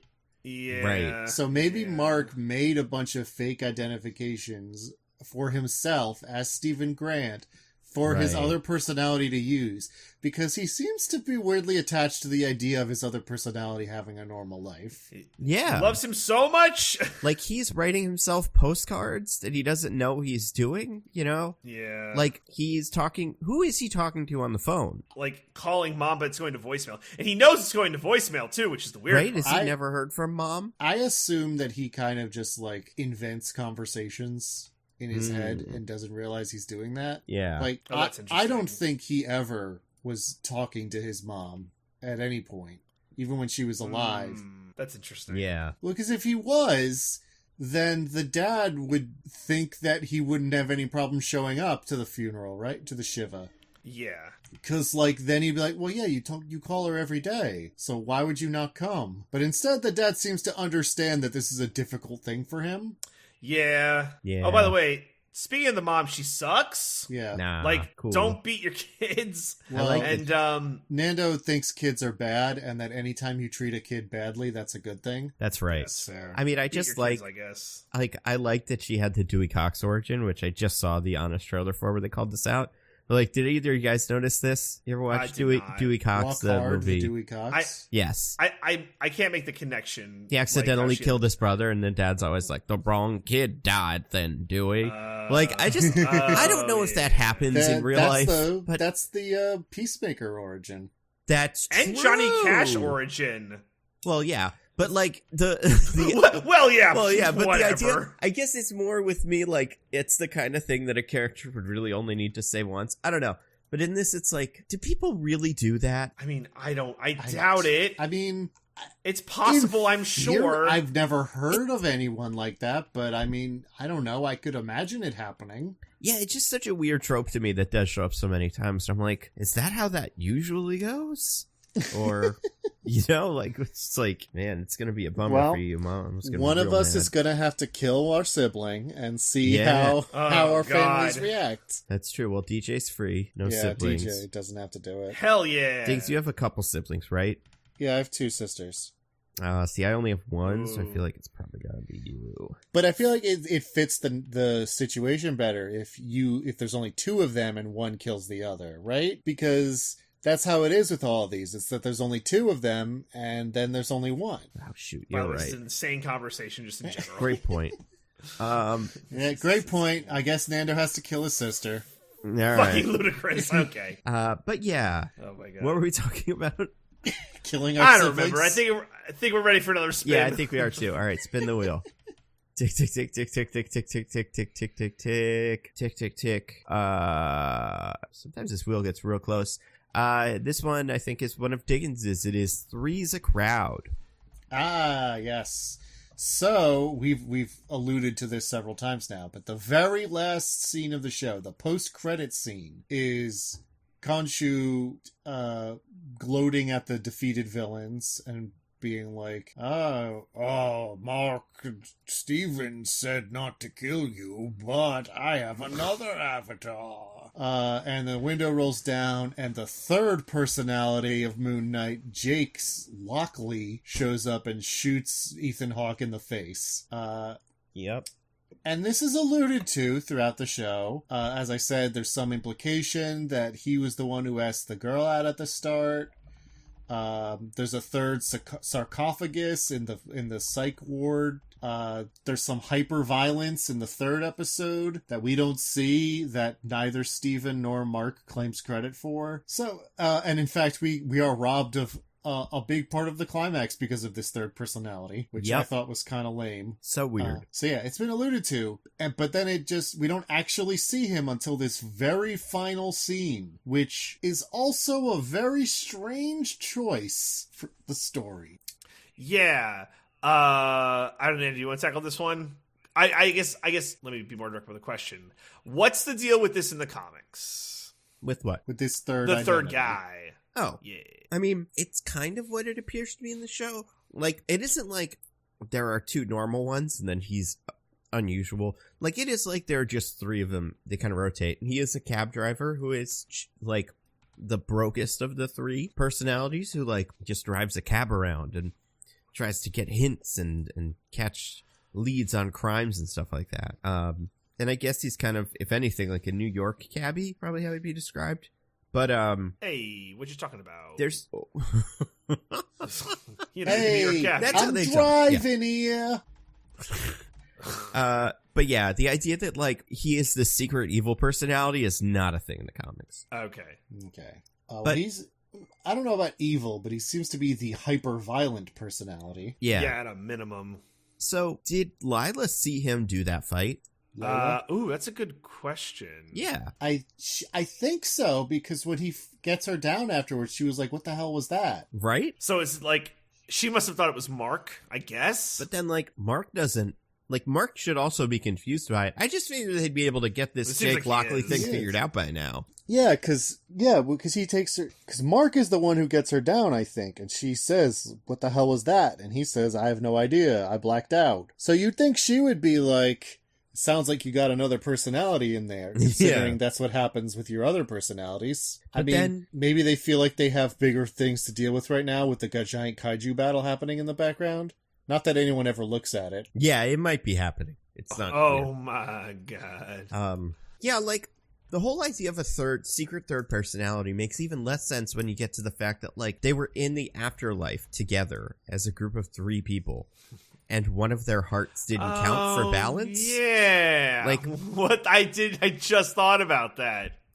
How did What that the not fuck? factor into the whole equation? Maybe he's so different that for underworld purposes he counts as a different soul. You'd think so, right? But he is in that sarcophagus, like, in that room, yelling That's and trying to true. get out. So, like, That's it true. exists or something. I guess you can maybe say the Khonshu is, like, hiding him from the Kods, but I don't know. The fact that it's not like a secret third personality, like, because of the afterlife thing, we know that the personalities have souls and, like, exist definitively. Yeah. So it has to mean something.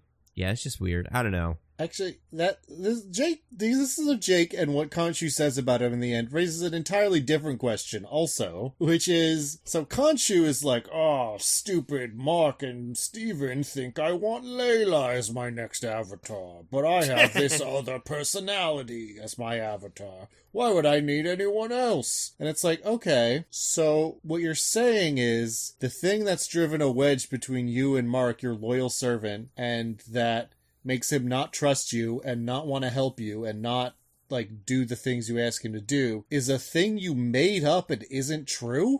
Yeah, question. right. Why?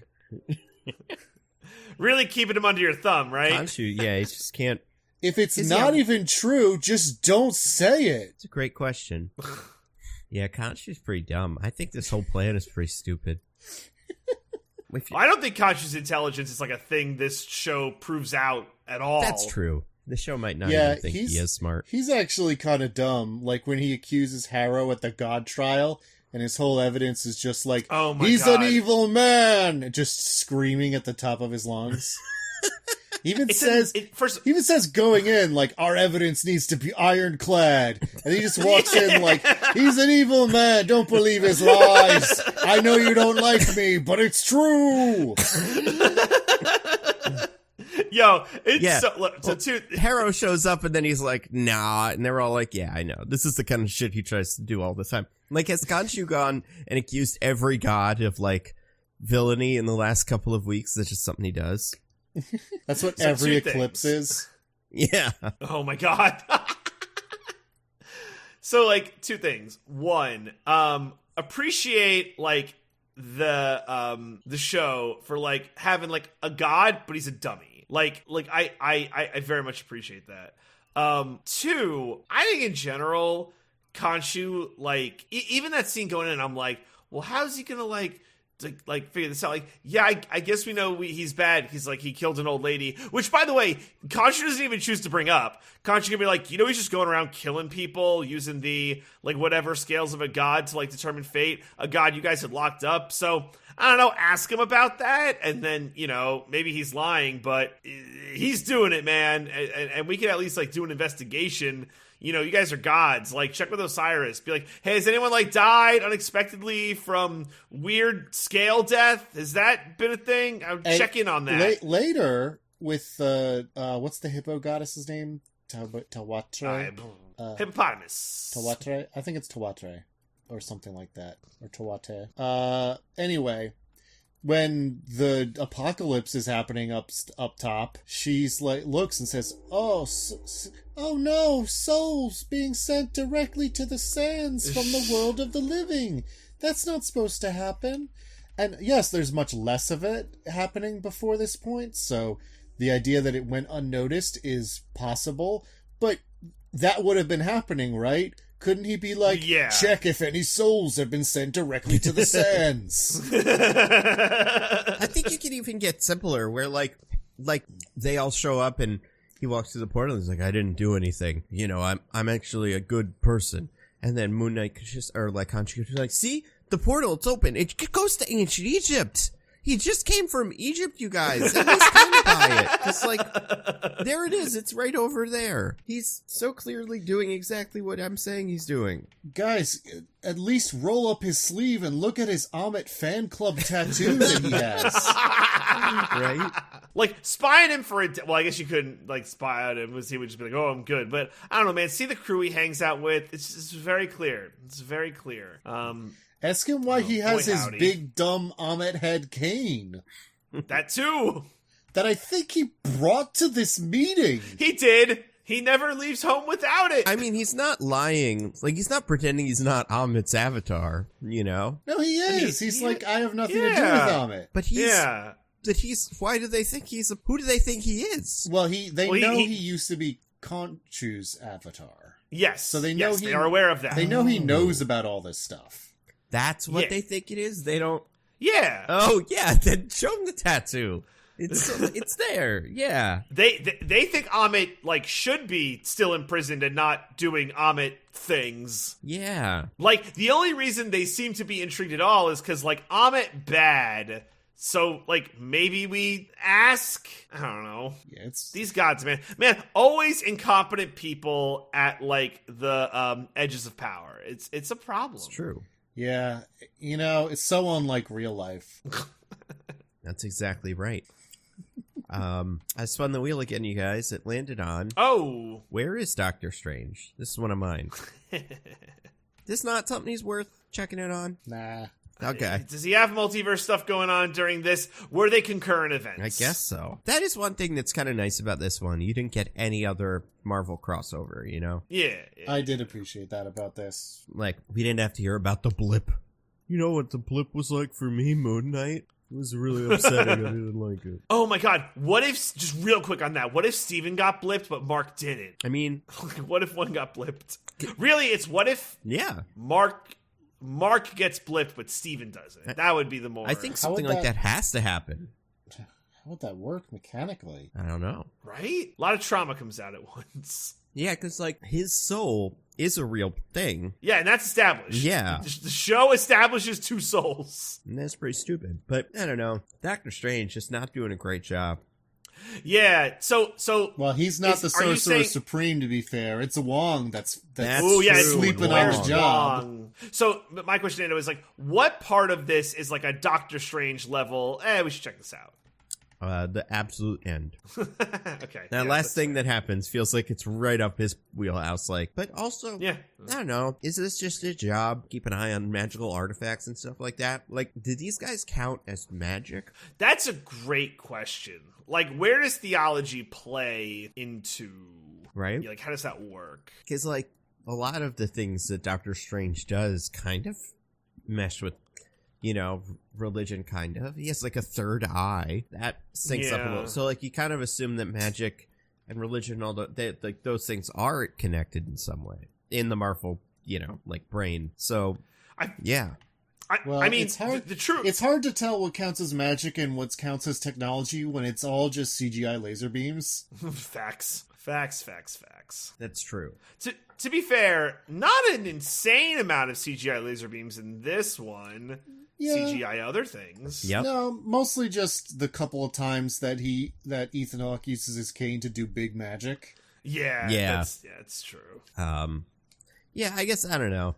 Especially considering, and I think this is true of the museum as well, like, it is funny how easy it would be for Moon Knight to connect to some of these other Marvel things if they wanted to. Like, for Doctor Strange or Blade or the Black Knight or someone to show up and be like, hey, Moon Knight, interesting that you're here or something. Just, like, bump into him. The closest we get is the mention of Bast or something, right? Well, Or Bast they- is an Egyptian god. Yeah, I'm confused. It's when they talk to, what's his name? When they talk to Toweret, and Toweret's like talking about the Wakandan astral plane. And it's Oh, like, yeah, so- no, she mentions, there's lots of different afterlives, including the ancestral plane. Whoa. Yeah. So just interesting, I guess, that like that Doctor Strange, the guy that's policing all the magic, doesn't get involved with any of this stuff either. Because it's easier with Shang-Chi, MCU, where it's like MCU, where it's like, well, yeah, Doctor Strange is dealing with that stuff because it's in another dimension. Like he just doesn't know about it. The secret dimension that not even the sorcerers. But this, it's like, it's in Egypt. Everybody watched it. Like, Doctor Strange must just see these things on the news or like Wong or whoever, be like, Doctor Strange, did you know? Did you see the news today? And Wong, or the one of them is just like, no, I didn't even know that happened. Like, oh, if I knew there was, it would be like firefighters just like seeing fires on the news and go like, oh wow, somebody should call me. It seems like I'm exactly my thing. Like, yeah, what is he doing day to day? He's a loser. Well, and that's like, and to like a broader point, or not a more specific point, excuse me, like with this show, what does Moon Knight do day to day? Because like that's really never laid out in terms of like what Moon Knight's job is. We get it in the context of this very specific incident, but like what's going on other times? I don't know. I think he's just like, waiting. I think Moon Knight only does stuff where like Khonshu's like, oh, my old friend Ahmed is doing bad things. I need you to help. But like, if that's not happening, there's nothing. Moon Knight does nothing. That's weird. Yeah. Speaking of gods and stuff, I spun the wheel again. It landed on one of mine, which is Mega Crocodile First Giant Bird Skeleton. This is the thing that I think Doctor Strange should maybe get involved in. My favorite sci-fi movie. Like, what the fuck is going on? Why did they even do this bit? It's so weird. It's awful. It's a wrestling match between two giant god monsters is objectively bad. And also, and the CGI was bad. Like, so, it doesn't, and pointless. None of it matters. It's all of the bad things. Yeah, like, what I guess I don't understand is, like, there's a bit in the beginning where Khonshu and Amit start fighting, like, in the tomb or whatever. And that's fine. That's the kind of thing that you can have be what they're up to while Mark and friends are having their little adventure in the finale. And it's also like, it's before he knows Mark is back, that one. So it's him doing his lonely last stand. Like, right, this is my last chance to stop you. And then when he realizes Mark is still alive, he yeets himself out of there. Yeah, but this feels like a Street Fighter map or something, where like Poke floats, where like there's something going on in the foreground, which is Mark and Layla fighting Harrow, but then in the background there's just some other animation going on, and this is the animation is Khonshu and Amit fighting. But yeah, like it doesn't matter at all. Just completely it's arbitrary. So accurate. And also, it's so accurate. You know, we cut to it sometimes, but never for longer than like 3 seconds. Yeah. So it's like, why do we even have this then? It's not there long enough to be cool, but it's there long enough to be distracting. Do you guys think that MCU budgets work like congressional budgets, where like if you're allocated a certain amount of money and you don't spend it all, you get less money the next time? And look what happened with She-Hulk, you know? Yeah. Just kidding. It'll probably be great. But yeah, I don't know. Maybe it is like that, where at the end of the month you just order a lot of toner so that you don't lose your budget next year. I don't know. Yeah, it's very bizarre. Speaking of that, I spun the wheel again, landed on something that's kind of connected. This one Diggins it says nobody was kung fu fighting.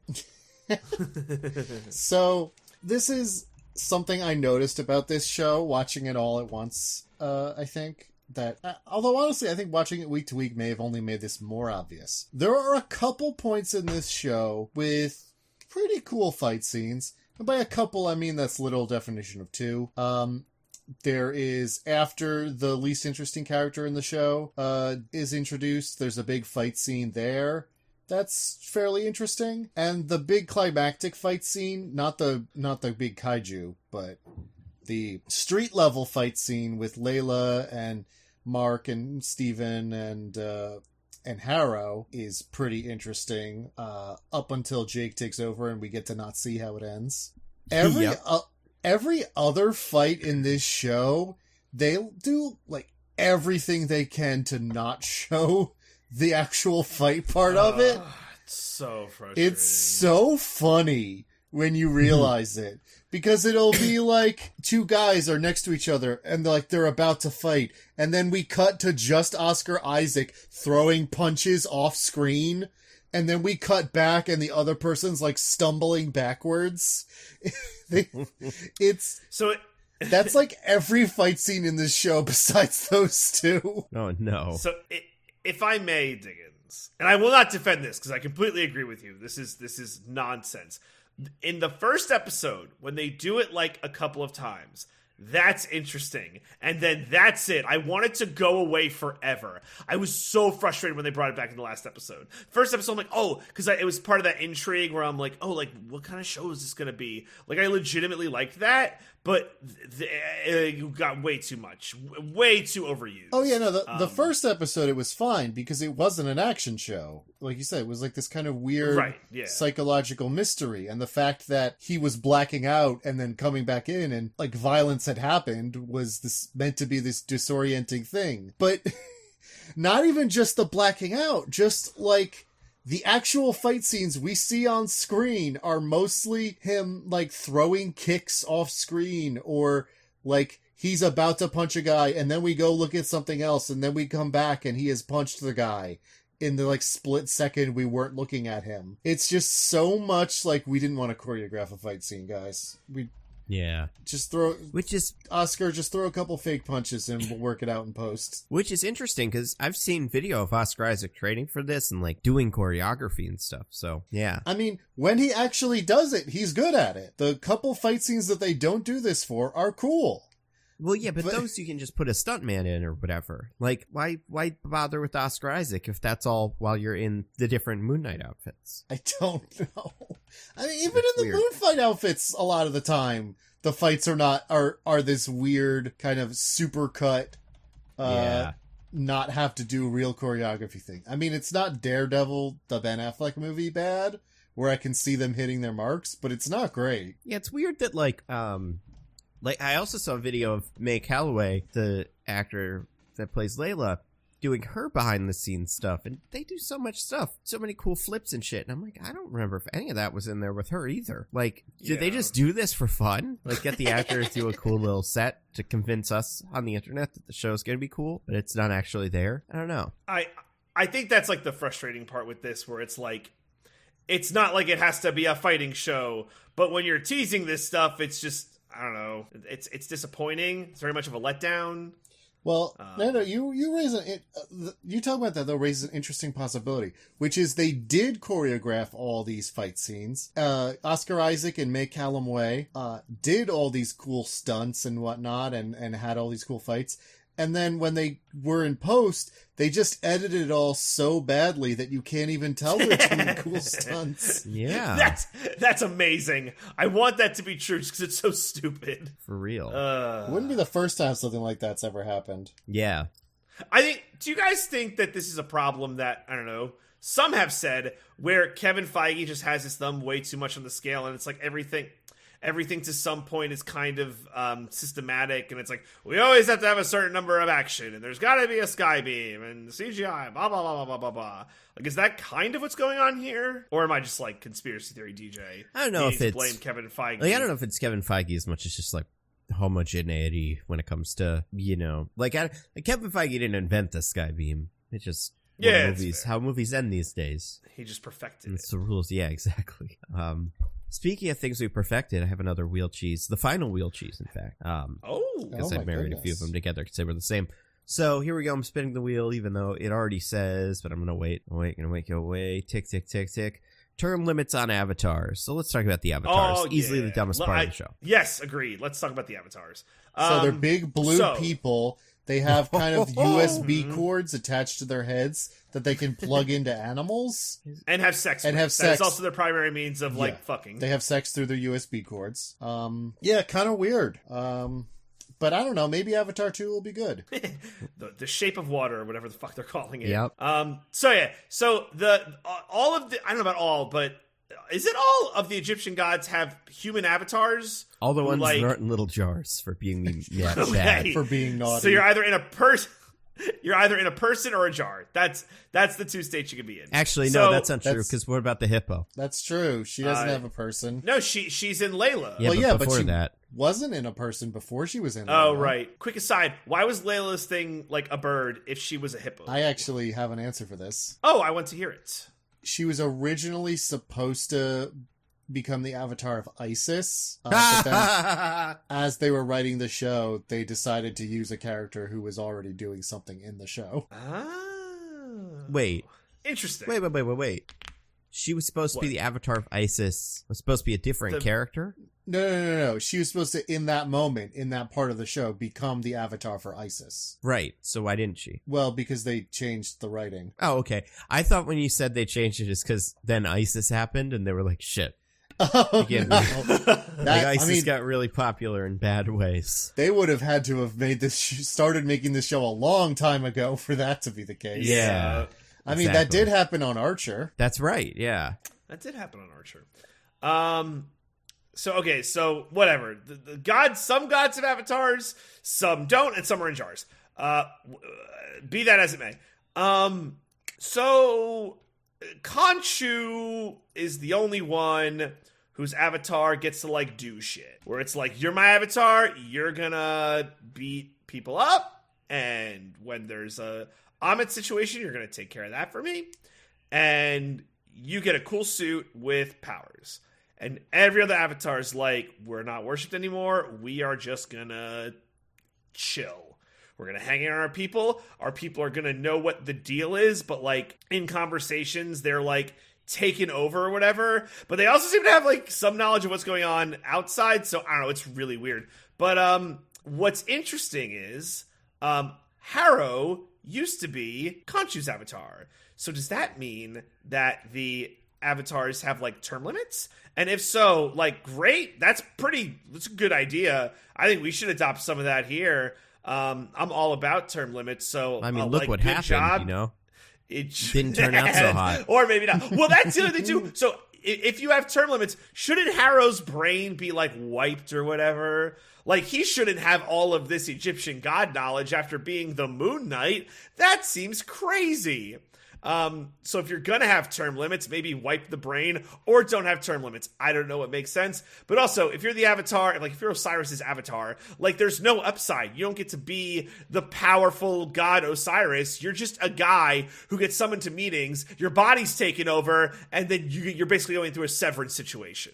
Yeah, that's a great... Yeah, do you think maybe they're all doing other Moon Knight stuff off screen that we don't see anything of? Who's to say? Maybe. Hey, DJ. Yeah, it was great point, DJ. Great point. Oh, like, thank you so much. Yeah, what is in this avatar business for everyone else? They right? Yeah, they just have to show up to meetings. I guess they get to know that gods are real, so that's kind of cool. Does that change your, like, what's your worship structure? Because, like, Stephen Grant gets it because he's about to die, and Khonshu's like, this guy's kind of a badass, I'll use him. And he happens to be bleeding to death in a Khonshu temple. Yeah. Yeah! Like, how does it work for the other folks? Yeah, they just show, like, that business dude who's Osiris's avatar. Was he just, like, in the bathroom at his office one day and Osiris appeared before him? Like, yo, do you want me to live in the back of your brain? And sometimes you go to the Great Pyramid of Giza and I talk to other gods. Otherwise, though, it won't affect your daily life really at all. Also, gods are real. This may change your belief structure, depending on what you already currently believe. Also, gods are real, but only us ancient Egyptian gods, not the Judeo-Christian god you probably believe in. but maybe, because, you know, it's fucking possible. Yeah, maybe Jesus will show up in one of these. Who's his avatar on Earth? Billy Graham or something? No. Oh, God. You know, like... some sort of evangelical pastor. I mean, definitely not. It's probably like Bernie Sanders. I mean, they're the people that think they are his avatar. Bernie Sanders, a Jewish man? Shut up. Well, Jesus was Jewish. That's true. It kind of makes sense. That's a good point. Good point, DJ. Oh my God, 2 great points. Thank you mine was so a good much. Point, for sure. Great point, DJ. I feel loved. Yeah, the whole idea of the avatar is very stupid, considering how pointless they are. How much their whole purpose is not just to go to meetings, but like go to meetings and kind of goof off. Like, they don't do any investigating and they don't take it seriously. It's just really an obligation for all of the avatars. Just weird. Yeah. Presumably they only have meetings about Egyptian god stuff, right? Because they're like, we don't interfere in Earth matters anymore. So how often would that come up? Because nobody worships them anymore. Yeah. And the only other Egyptian gods are the 5 of them. So, like, yeah, how often is one of them trying to kill one of the other ones or something? Like how many coups are happening at any given moment? I guess we do see the avatar of Hatter, I think her name is, Mhm. can just like talk to her at any moment. I mean, I suppose that's true with Mark and Khonshu, I suppose. Yeah, So I no, guess- it is pretty weird. I guess that seems more like a punishment than a helpful thing to have a random god just able to talk to you whenever they want. Do you think the other gods, since they don't do anything, Osiris is ever just like, this guy's at home eating his dinner and Osiris pops in and is like, yo, turn on the United States of Al! I don't want to miss the season finale! First of all, I love how that's the voice. It was like Dr. Orpheus from Venture Brothers, Yeah. which probably is the vibe. Yeah, Venture Brothers is pretty much this, you know? There would be avatars in Venture Brothers that would say that. I mean, it is kind of the same voice I use for the ignore me. Yeah, that's true. Oh Same yeah, guy. that's true. Excuse me. Oh man. Yeah, So that's a bad rap if you're an avatar, right? It seems like it sucks. I feel like you wouldn't even notice. We all might be avatars, you know? Yeah, I guess. I mean, what if you're? Oh my god! What if it's like your son's 3rd birthday and you get called to like a fucking meeting? Like, what do you say to your wife? Sorry, honey, I have to go to Egypt now. Don't worry, they provide a portal, so I don't got to pay for airfare. But yeah, I'm gonna miss this birthday. I mean, those meetings don't seem to take very long, so I'd probably just be like, yeah, I gotta go to the bathroom, you know. I mean, the one didn't take long, but like, what if some do? Maybe that's why they always kind of fuck it up, make it way too short. It's because they're just like, they just have to get home. He's not doing the evil? All right. Well, that was a great meeting. All right, see you guys in a couple billion years. Checks out. Yeah, that tracks. I don't know. I don't think this avatar thing's working out. Also, does excuse me. Does Bost have an avatar? I mean, well, that's a whole thing, right? It's not the Black Panther, right? That's a great question. I mean, Nando. is the Bost that is worshipped in Wakanda the same Bost as Egyptian goddess Bost? You got to I assume assume. No. It's just different names. Just a coincidence. Right? There's 2 gods named Yeah. Bost that are both Panther themed. What? Oh, is the Egyptian one a panther? I think so. I want to Google it now. Yeah, Panther. Oh, well then... It's okay, Bastet / Bost. It's like the same thing. Yeah, no. I guess I'm just saying, like, Bost has its own afterlife. Yeah. Yeah, she gets the... Well, does anyone get to go to the ancestral plane besides the Black Panthers? That's true. Yeah. Bost just has the keys to this one afterlife that you go to if you eat a special plant. And why is it in Wakanda?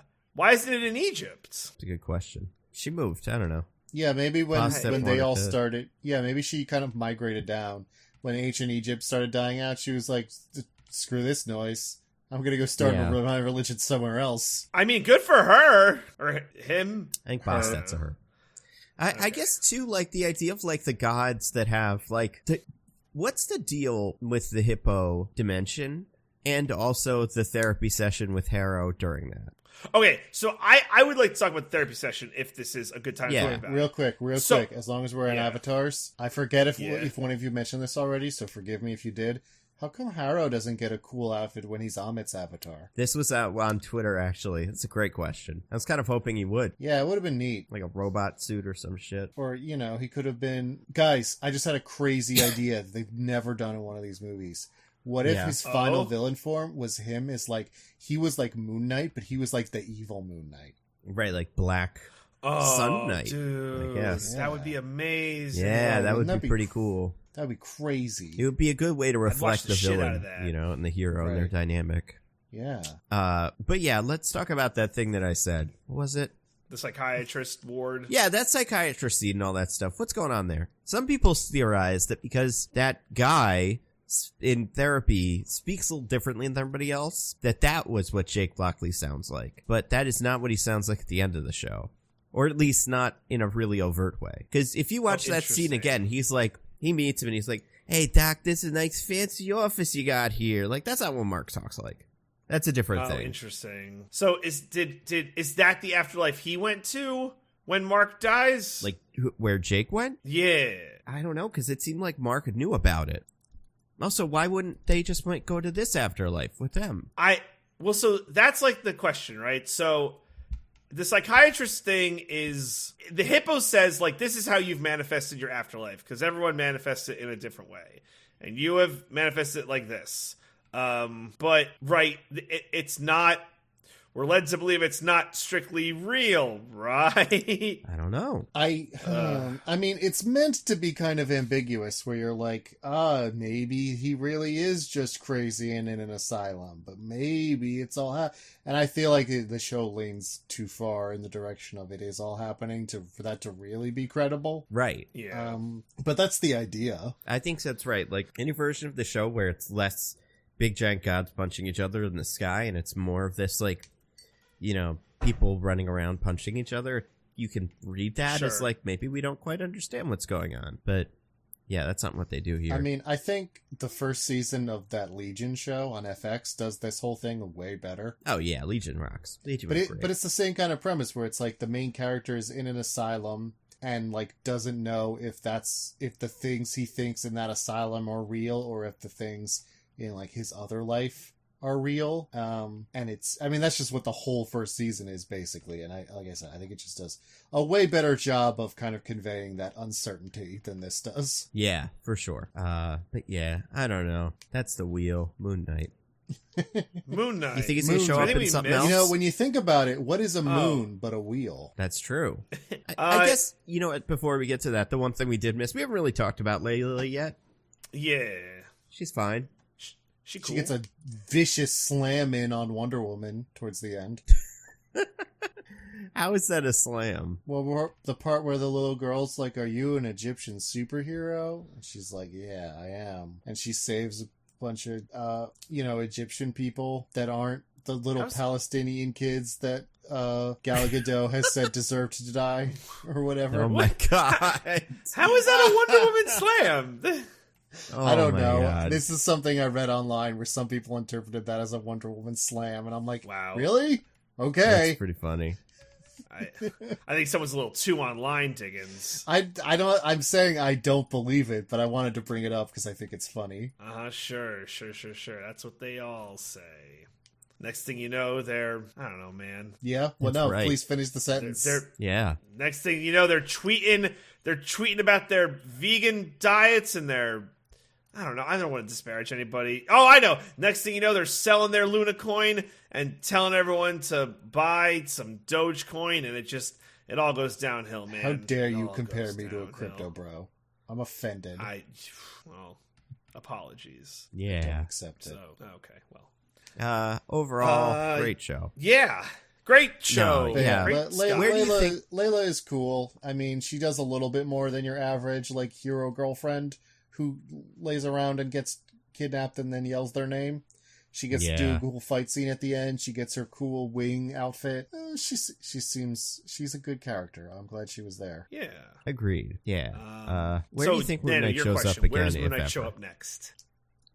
Eternals. I think it could be a big part of Eternals. The post-credit scene of the Black Knight movie. Hello, Mr. Grant. Yeah. Are you ready for whatever dumb line he says? Hello, Mr. Grant. Oh, what's all this then with this there Black Knight? Chim Chimaray. Yeah. I mean, to be fair, is that you, Mary Poppins? he is a member of, or like, one of those street level heroes that would work well with like a Blade or like a Daredevil or Ghost Rider or one of them, especially the version of him that is just a guy and not Super Moon Man. Maybe we'll have a new Defenders that's like him, Blade, Black Knight, a fourth person. Yeah, they call that the Midnight Suns, and I think that's a good idea. They should do that. We'll see if they do. I mean, probably not. I don't know. I think Oscar Isaac liked working on this, and I think it was overall like a good thing for him. So I wouldn't be surprised if this keeps up. Like if Moon Knight shows up in something else. Well, Disney scanned his likeness now, so they could just make CGI abominations of him as Moon Knight till the end of time. Yeah. Oh, yeah, that's Moon Knight. That's Moon Knight. That's Moon Knight. Nah, it's Moon Knight. You want to get to our classic segment, fellas? Hell yeah! I would love all right, that. DJ, what do you got to recommend to the fine people? All right. So I have a rec. I just don't know how to rec it. That's weird, right? DJ is wrecking the world's most famous coronavirus, COVID-19. Everyone should get it. No. Get vaccinated and boosted if that's what your doctor says. What's the cop-out thing to say? Like, talk to your healthcare provider to say what you should do your or whatever? own research. Do your own research. No, I'll be brave. Get vaccinated. I think it's a good thing. Wow. So, Canceled. the boys and I, we took a little trip over the weekend. We went to the Magic Castle, and this was an amazing trip set up by a great friend of the show, and it was an amazing time. It was great to hang out with you guys. It was great. Just everything was great. We met a magician there who was awesome. His name was Tetro. And he's like a really like cool guy. He's done magic at the Magic Castle. He's been on like Master of Illusions, and I think he's going to be on Fool Us, Penn Teller. You can check him out at tetromagic.com. He's on Instagram at tetromagic. And yeah, it was just like a really like cool guy, and it was just the Magic Castle was awesome, but it was just nice like being shown around by a magician and having like all that close-up magic done, and yeah, it was just like a really good. I know it's weird like wrecking a magician, but like it's like this isn't like SpawnCon, but I legitimately had one of like the greatest times of my life thanks to our friends at the Magic Castle. So yeah, it's like I would love if you check this guy out. He's like a really good magician. He's got like stuff on YouTube, and yeah, just like follow him on Instagram, support him, watch stuff he's on TV. But yeah, he's like a really, really good close-up magician. I don't know. You guys saw his magic. What did you think? It was cool. Magic's so cool. Magic is Isn't cool. it? Yeah. I just loved it so damn much. Yeah. So this is a weird rec. I'm like, do I have another thing to rec? Next week I'll have a lot more. So I finally downloaded the vampire game, but I won't wreck that again. That's like lame. I don't want to be like repeating like that. DJ doesn't want to give the impression that Nando and I have good taste.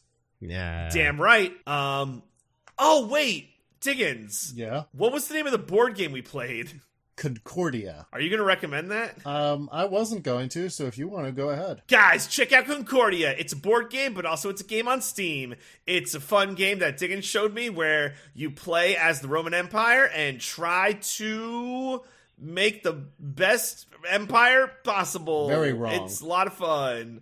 Oh God, I'm so thrown off. This is the least I've ever prepared for Rex. I'm really...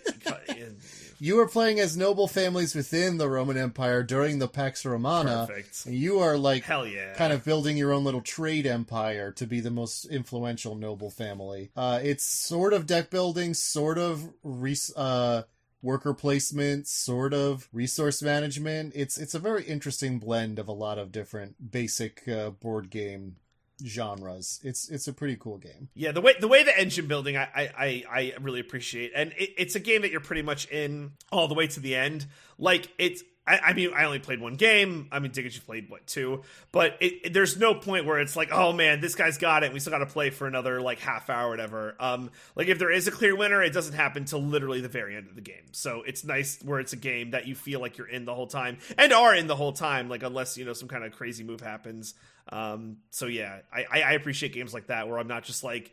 I'd rather be sweating it out into the end, obviously, instead of just, like, you know, 20 minutes doing nothing. So I definitely appreciate that. So, yeah, that is my Rex. I'm sorry that was so terrible, everyone. I will have better recommendations next week, I promise. Don't worry, DJ. It was no different than usual. Oh, snap.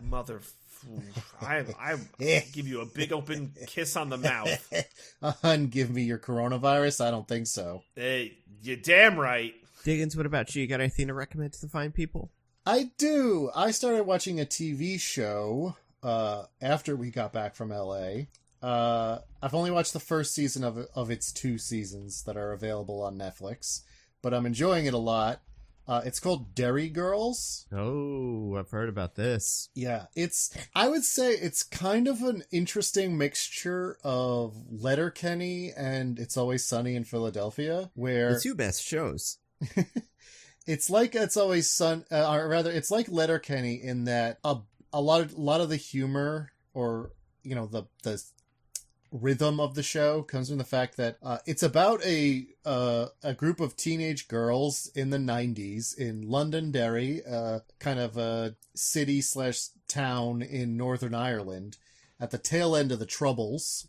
So that's kind of a backdrop of the show, but it's really about their like high school life, and the various minor travails they get into on a day-to-day basis. The reason I say it's like Letterkenny is because, they have very thick Irish accents, and kind of the rhythm of the dialogue is a huge part of where the humor comes from, where they're just, trading bars back and forth very quickly, in these very lyrical accents.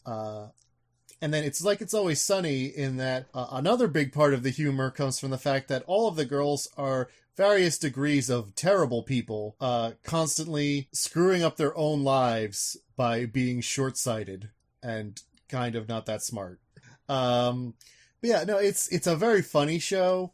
I would not say it's a very sweet show. Occasionally, there's glimmers of like, oh, these people care about each other, but mostly it's about terrible people fucking up. But yeah, no, there's only 12 episodes on Netflix right now, 2 seasons of 6 episodes each. And the episodes are only about 23 minutes, because, they're half-hour comedies with commercials. So it's not a huge time investment. It's pretty funny. I think it's a great time. You should definitely check it out if you're interested. Nice. I definitely will check that out.